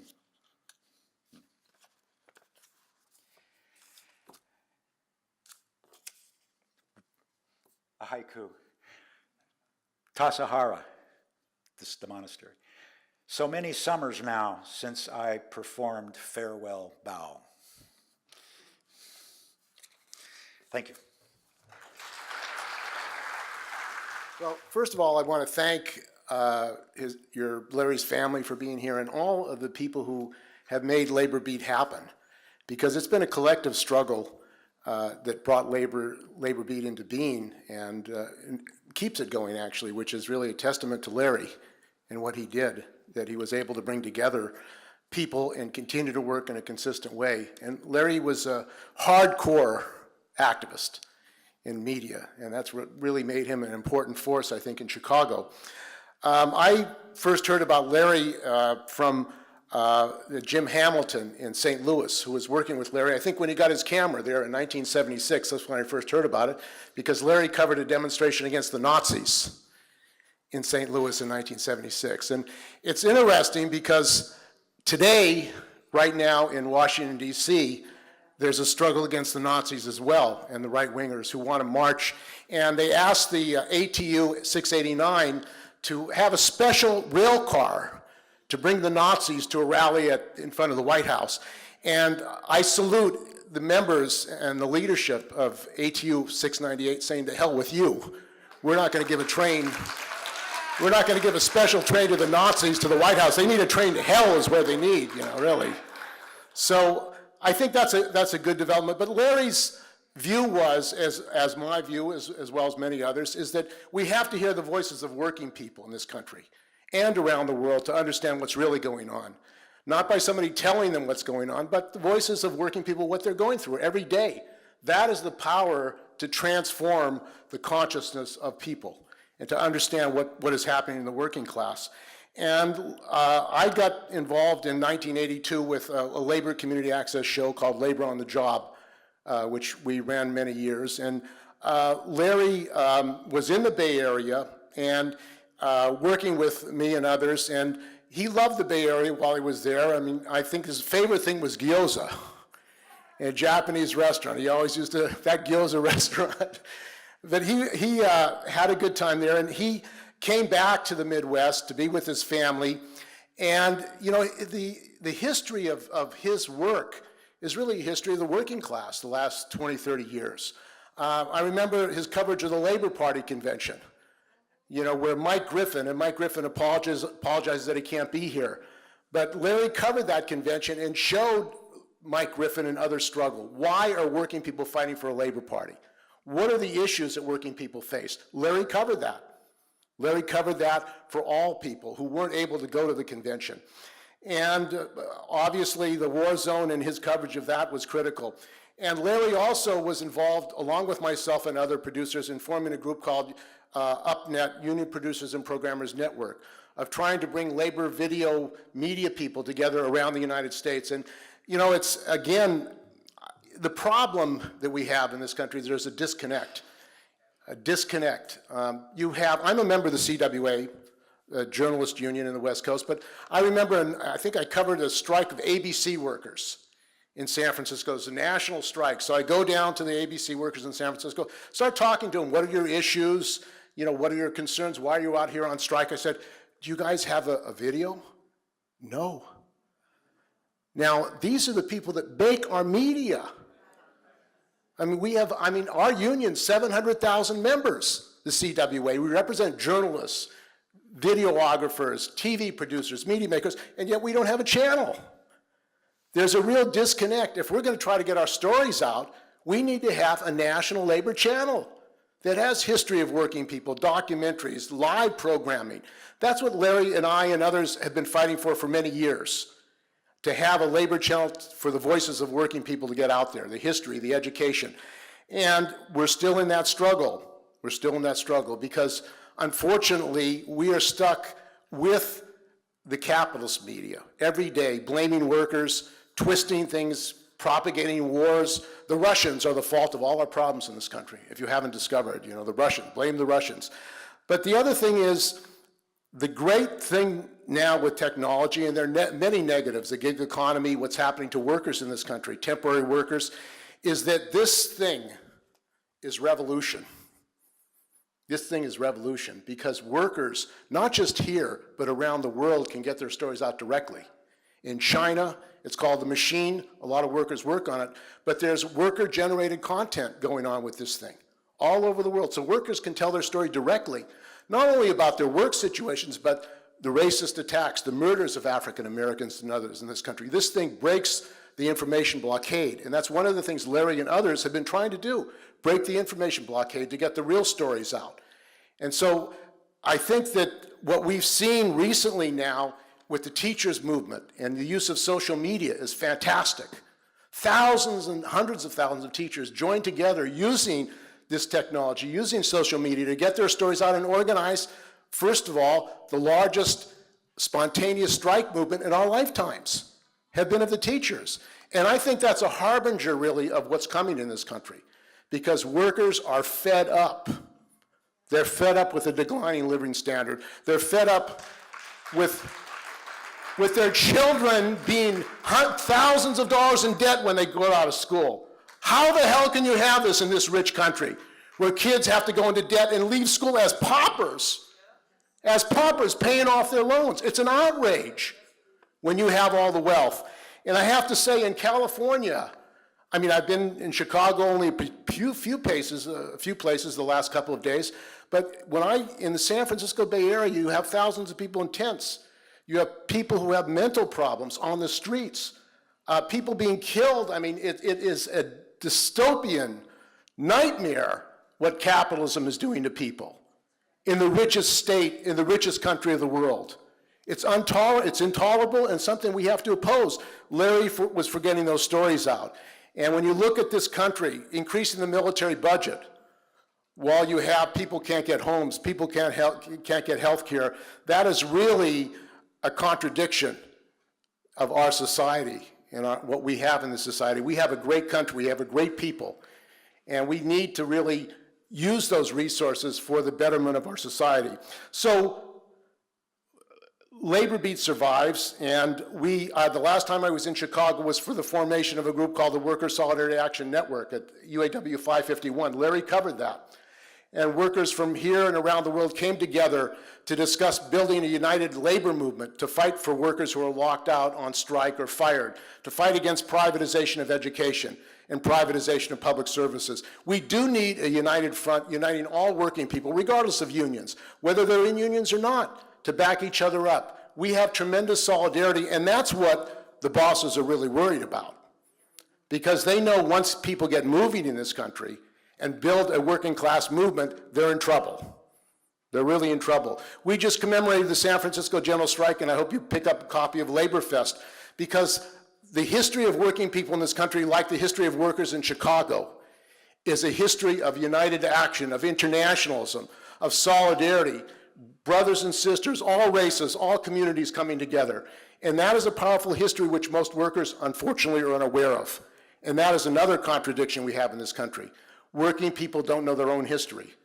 And that's something that this media, what Larry is working on and others are trying to do, get that history out so we know our own history.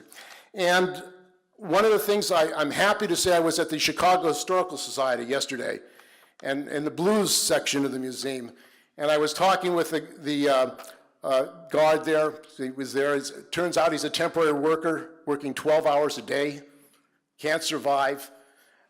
He's not even hired by the museum. So I started talking politics with him. I said, do you know about Labor Beat? Yeah, I know about Labor Beat.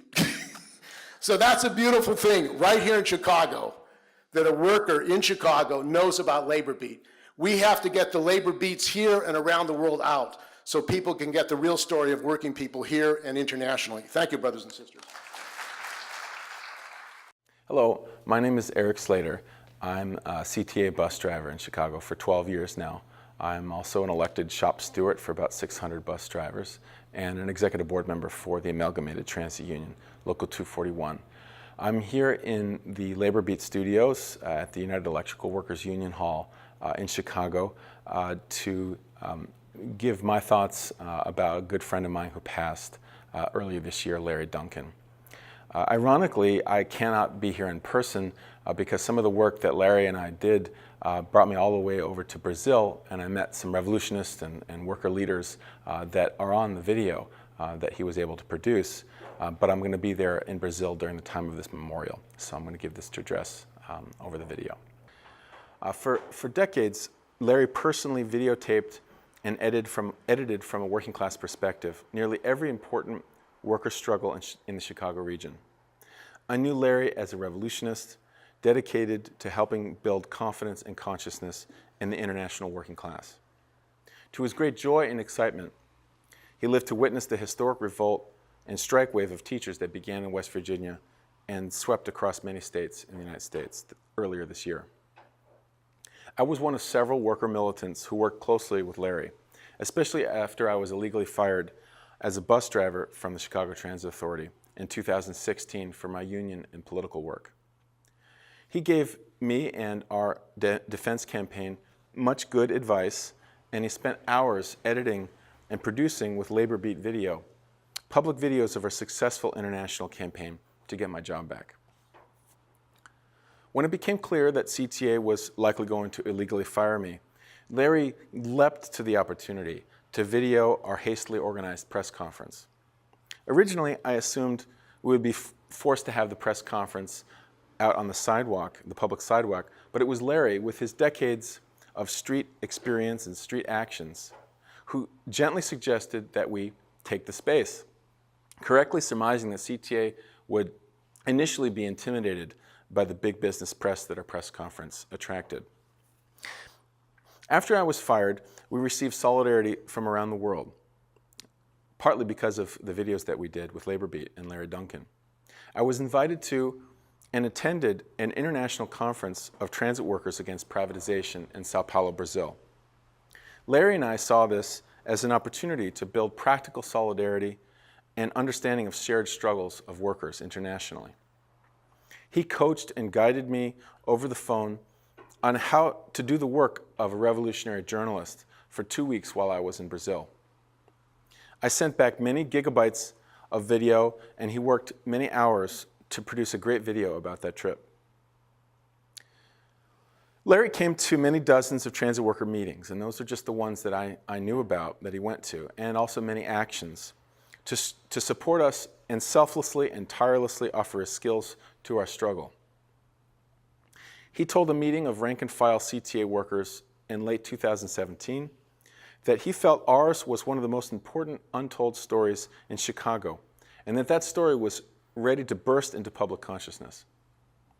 He did not survive to see the truth of this story told in the context of a corresponding burst in our organized consciousness and successful mass action, but he helped to lay the groundwork for that explosion of consciousness to occur.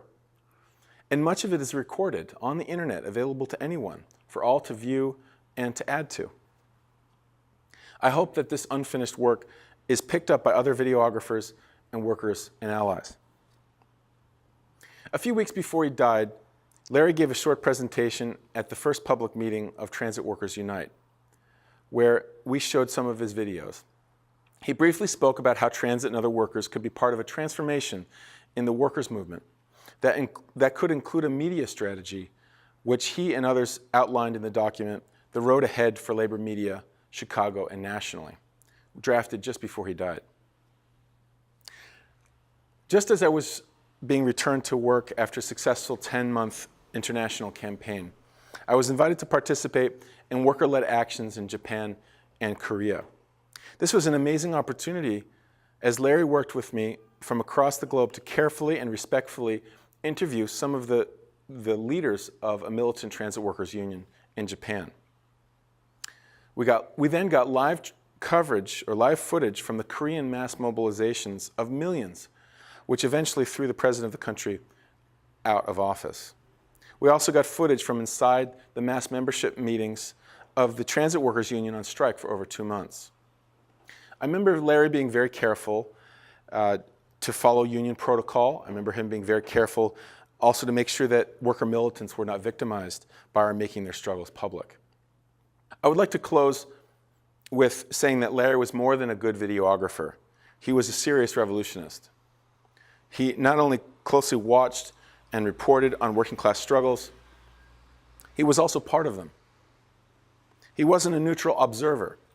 He was clearly on our side. He had a rare ability to politically understand what was important in struggles as they happened and presented it professionally and publicly, all while being on the front line of the working class struggles. I hope others will learn from and follow his example. My name is Deborah Lane. I am the Secretary of Treasury now for ATU Local 308. When I met Larry, I was the first organizer for ATU Local 308 and a contract fight that we had with CTA December 2016. I believe that Eric Slater was the one that channeled Larry to me. I'm sorry. And it's because of Larry now that I stand strong for our union, fighting for what's right.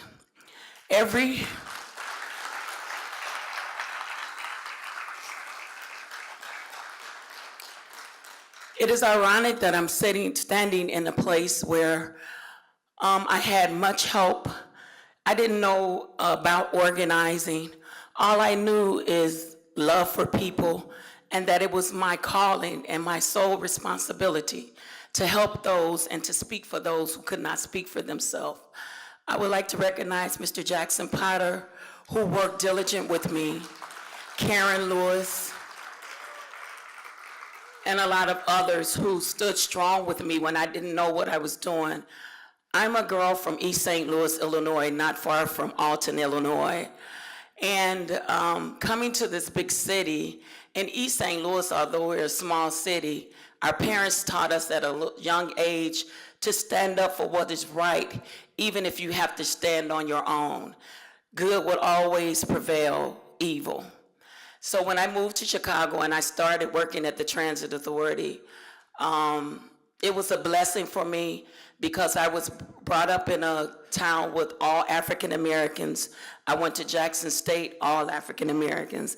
When I moved to Chicago, I'm serious, I didn't know about the different races and the different creeds, and I think CTA was the best place for me to learn about the different cultures and the different diversities, diverse in life. Then I moved to Lombard, Illinois with my children because I wanted my children to experience what I had not experienced coming up. But being at Chicago Transit Authority again, dealing with the disparity treatments, you always think that you're in a safe haven until you step outside your domain, and then you see that other people are going through difficult situations, and you can no longer say, well, it's my fault and no more. Well, when Larry came in, at the beginning of my organizing again with C.J. Hawkins, she's at Reverend C.J. Hawkins. We did a video at 567 West Lake Street to talk about the disparity treatments between and the economic, race, systemic, all of that dwells at CTA. I know people say, well, you all got good jobs and all of this kind of stuff. The 1%ers hold us true to the fact of discrimination at its best as rail operators. And Larry helped us bring out that, which we didn't even know that we was living in within ourselves. every time that we wanted to do something, Larry called. He was there with his camera crew. We did our first preliminary strike vote, and we piggybacked that off of the Chicago Teachers Union. Out of all of our members that voted, we got 98% of our strike vote ran, and Larry did the videos.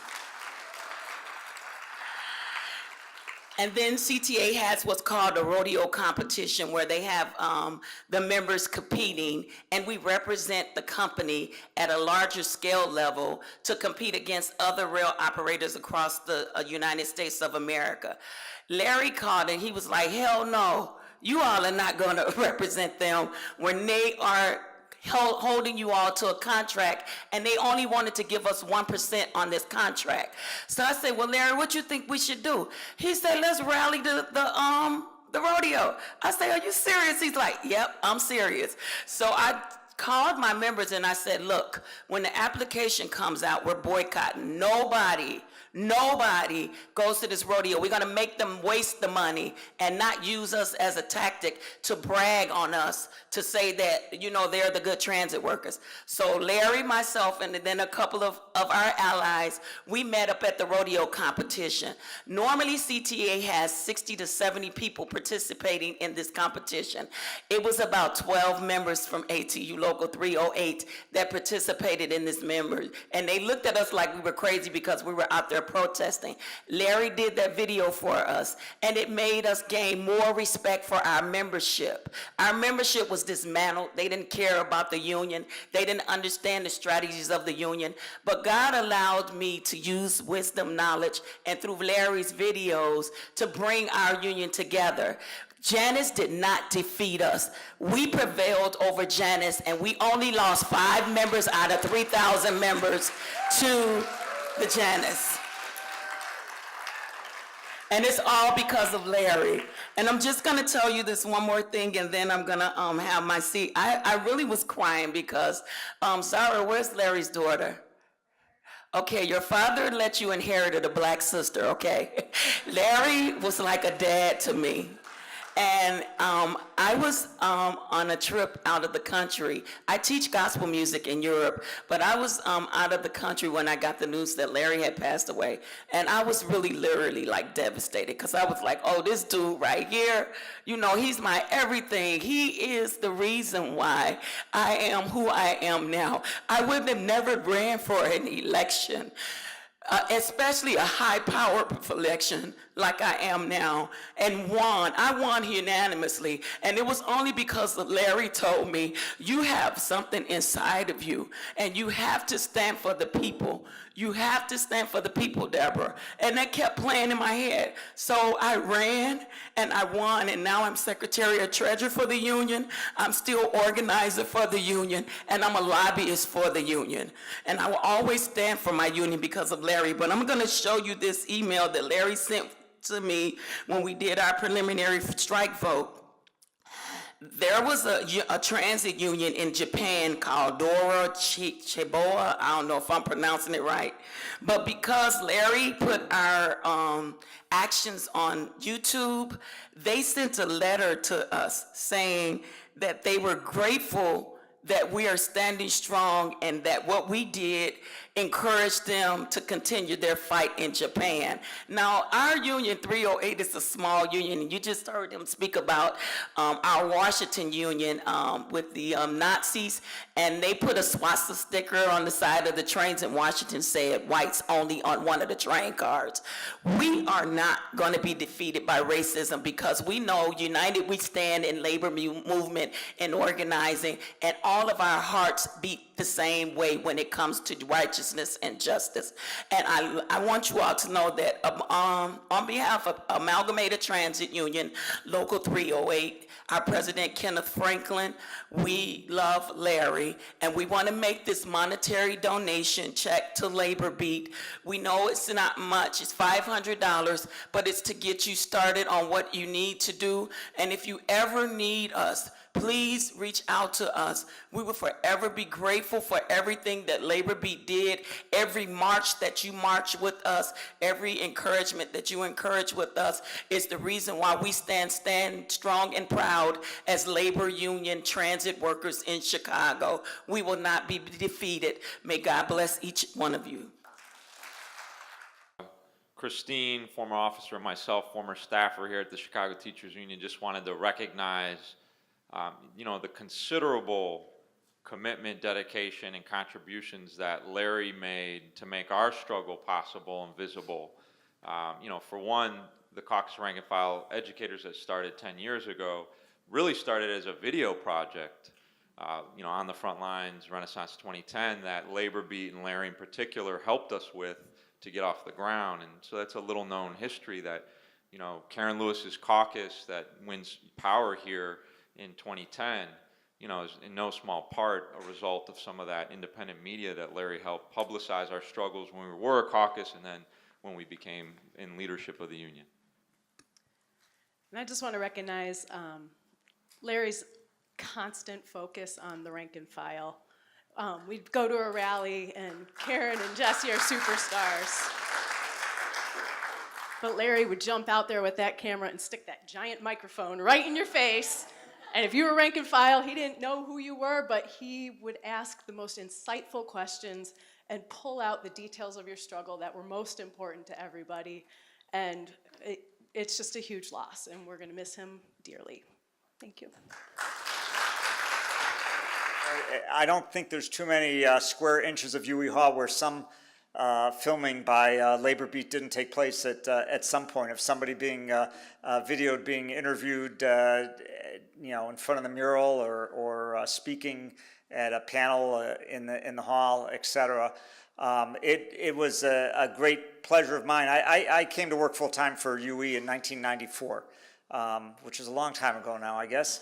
And Labor Beat was already well ensconced there at that point in their little office. It had an awful lot, has an awful lot jammed into it, although it's a little easier now that everything's digital.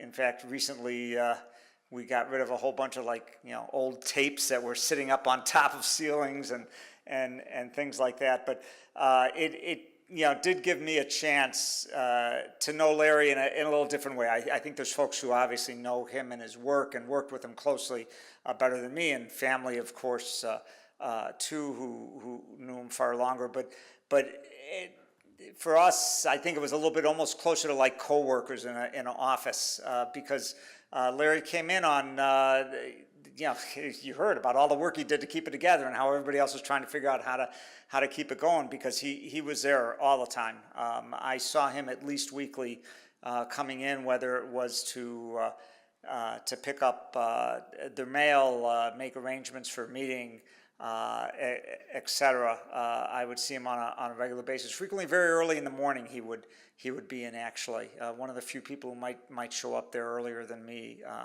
on a regular basis.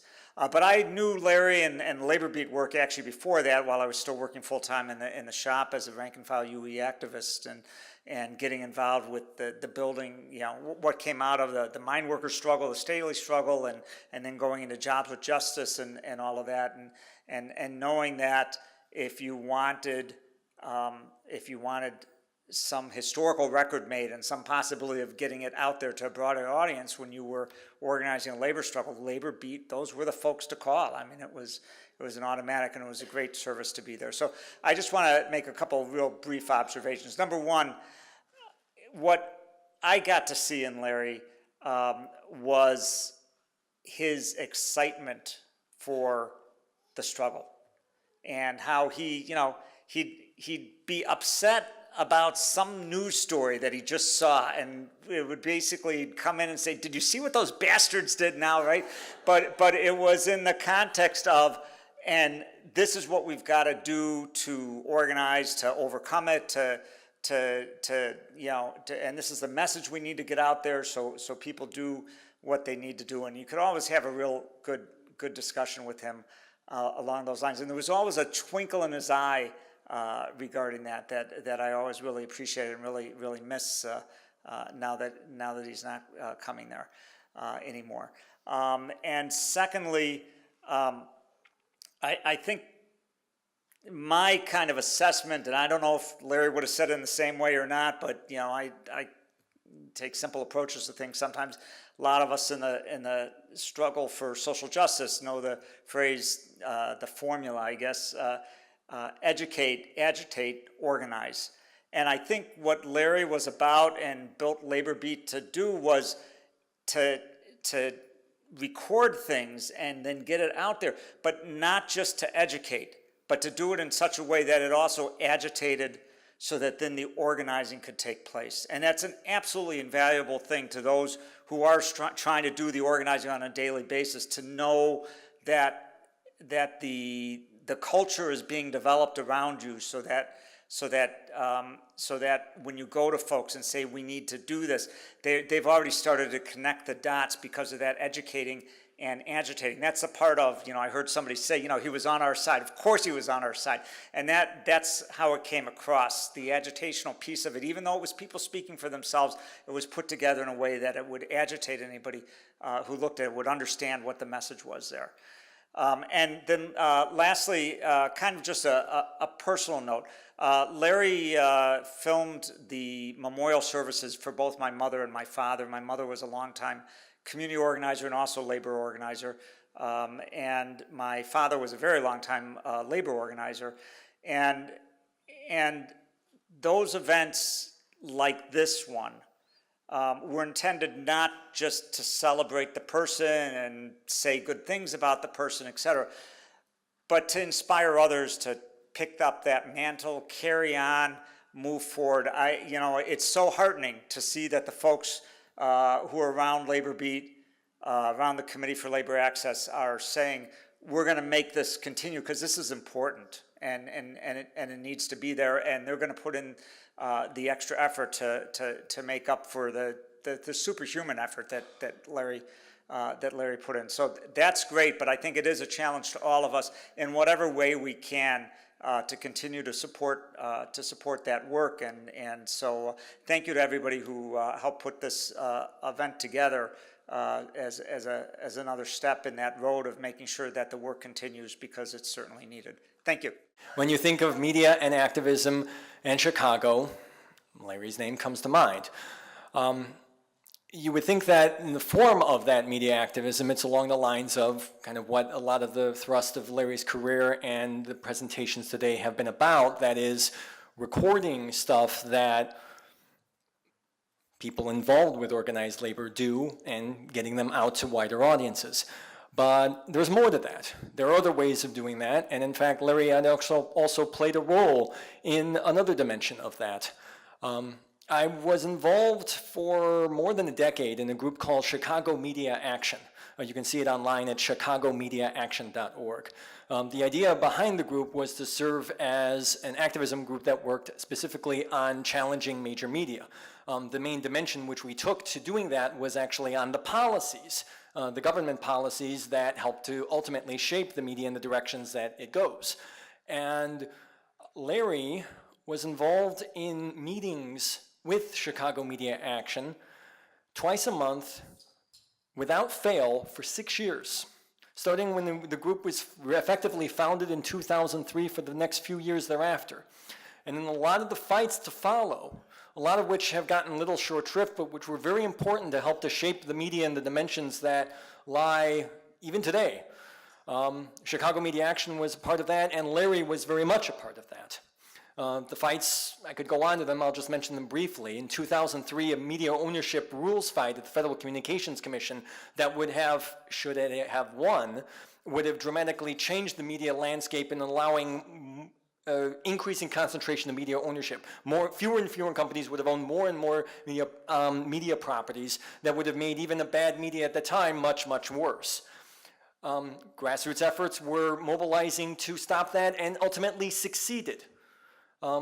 Chicago Media Action was very much a part of that, and Larry was very much a part of that. In 2004, with a fight over public access in Chicago, in particular with regards to CAN TV, the public broadcast outlet, which still airs Labor Beat, I should mention.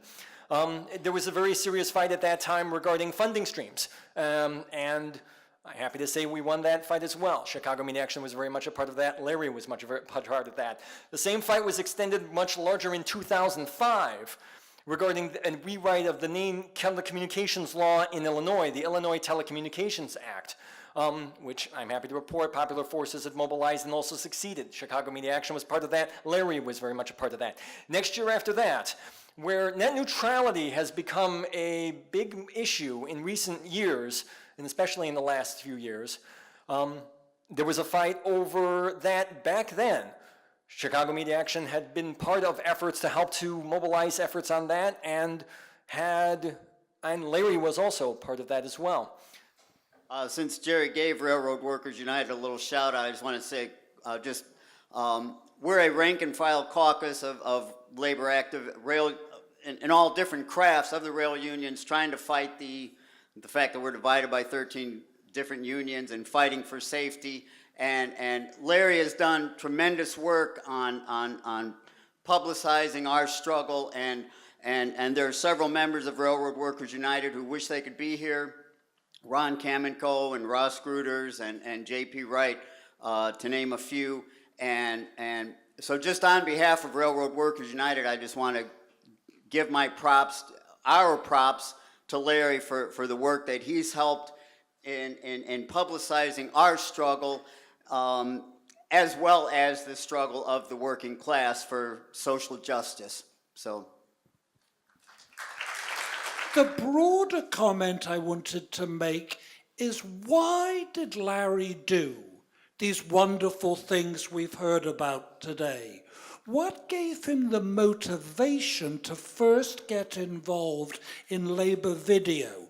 Because Larry's political work, Tina, Steve, others, we knew Larry way before the first purchase of the Sony video camera, that he'd been an activist for labor independence and for the working class movement way before he moved into video. What gave him his motivation was Larry was a Marxist and had a sense of the class struggle. This led to a number of aspects of Larry's personality. One is it gave him the ability to keep going. I thought a very profound point was made by my friend CJ when she said he videoed very difficult things, very heartbreaking things, but it was this broader political vision that gave Larry the energy and momentum to keep going through those difficult periods. Secondly, it gave him a political perspective. With Carl Rosen and others in this room, we were active with the Labor Party here in Chicago in the 1990s and 2000s, where Larry was a very dedicated, serious, and active member, and we enjoyed and learned a lot from working with him then. Thirdly, it gave Larry a general political interest. Even though his main focus was the videos on the labor movement, he was interested in the anti-war movement, in world politics. I loved talking with Larry. He was a very open-minded man and was very interested in discussing political ideas. And I believe these strengths came from Larry's underlying view of class in the world. To conclude, it's often difficult for socialists to work out how to function in the labor movement. But I think Larry gave us a perfect example, a full-blooded, sleeves rolled up commitment to daily work in the organizations of the labor movement. A friendly, open-minded approach to political differences in our movement, an ability to have an open discussion on them, and an ability to work with people with different political opinions well. So I think looking for an example of how socialists proceed in the labor movement, we could do a lot worse than follow Larry's example. While I think we could do a lot worse, I don't think we could do any better. Thank you, Jerry. One real quick story, too. I got to relate because it's one of my favorite stories of Larry in all the meetings that we were at over the years producing the labor radio. Every so often I mainly worked with Larry kind of on a more professional basis of doing our work that we did, right? But I get these little pieces of a personality occasionally. And one of my favorite ones was he was really excited about doing some videos around Rail Workers United, which was an organization that was trying to unite all the rail workers because they got these crazy situations where there's a million different locals for the rail workers. And he was talking about how this could be a really powerful video because he said, yeah, this is really important political work, but this is about choo-choos. He was really excited about the video that would of trains and so on being involved in this. So one aspect of Larry is that he was one of the best comrades in the peace and justice movement. That is the anti-war movement. And he was always anxious to have unity. We've had a lot of problems with disunity and sectarianism. He was always for unity. He was very happy, for example, when earlier this year, the Chicago Anti-War Coalition was formed to try to build up the anti-war movement once again in Chicago and to plug into the growing anti-war movement in the U.S. to try to build that up. And in his activity, he would open the door at the UE so that the Chicago Anti-War Coalition could meet. And over the years, his view was that a meeting should have some political discussion. There's some people who like to run meetings 5 minutes here, 10 minutes there. What are we going to do next? Just practical arrangements. Larry always advocated having discussion. What is it that our political aims are? To look into that, to have discussion about it, because we're not all, the choir really is not always united. And so he was very good at trying to, at advocating for political discussion and opposing the U.S. interference in countries around the world.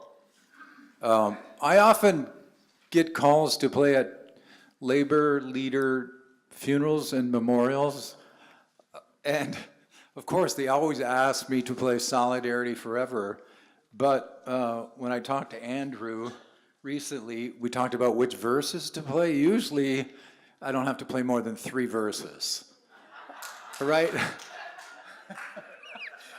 And you know, a lot of times the labor leaders they ask me to play for are not exactly on the liberal left end of the political spectrum. And in fact, they can be quite conservatives. You know some labor leaders in the US or even here in Chicago. So it was nice that he wanted to play all 6 verses, because usually when they ask me to play 3, they leave out a couple that are more radical and have, I think, helped flesh out the meaning of the song a little bit more. But it also means I have to look at these lyrics because I never have to sing all 6. So, at any rate, let's sing this, and let's make sure we put some oomph into it. Gordon Quinn, you're going to really sing out on this, right? Right. I know you are. I can just feel it in my bones. Here we go. I'll do this in the very stately manner that it should be done, okay? When the union's inspiration through the workers' blood shall run, there can be no power greater anywhere beneath the sun. Yet what force on earth is weaker than the feeble strength of one? But the union makes us strong. Solidarity forever. Solidarity forever. Solidarity forever. For the union makes us strong. Is there aught we hold in common with the greedy parasite who would lash us into serfdom and would crush us with his might? Is there anything left to us but to organize and fight when the union makes us strong? Solidarity forever. Solidarity forever. Solidarity forever. For the union makes us strong. It is we who plowed the prairies, built the cities where they trade, dug the mines and built the workshops, endless miles of track we laid. Now we stand outcast and starving from the wonders we have made, for the union makes us strong. Solidarity forever. Solidarity forever.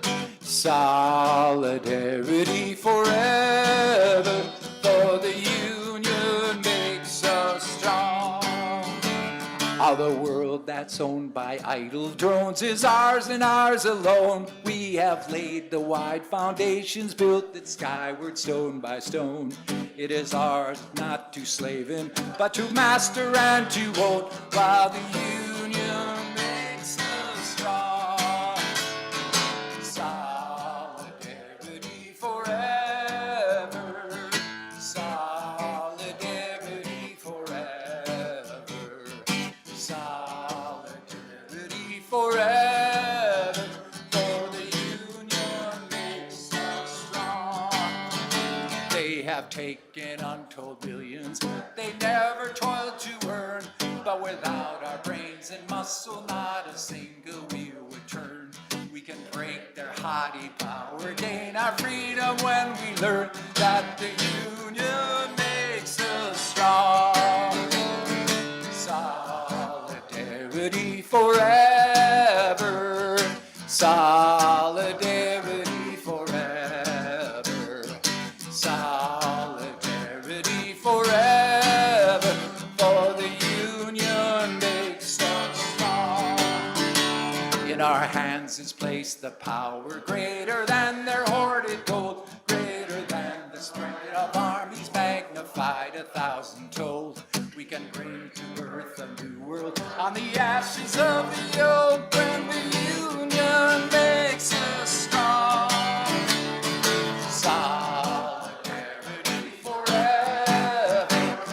Solidarity forever. Solidarity forever. For the union makes us strong. One more chorus now.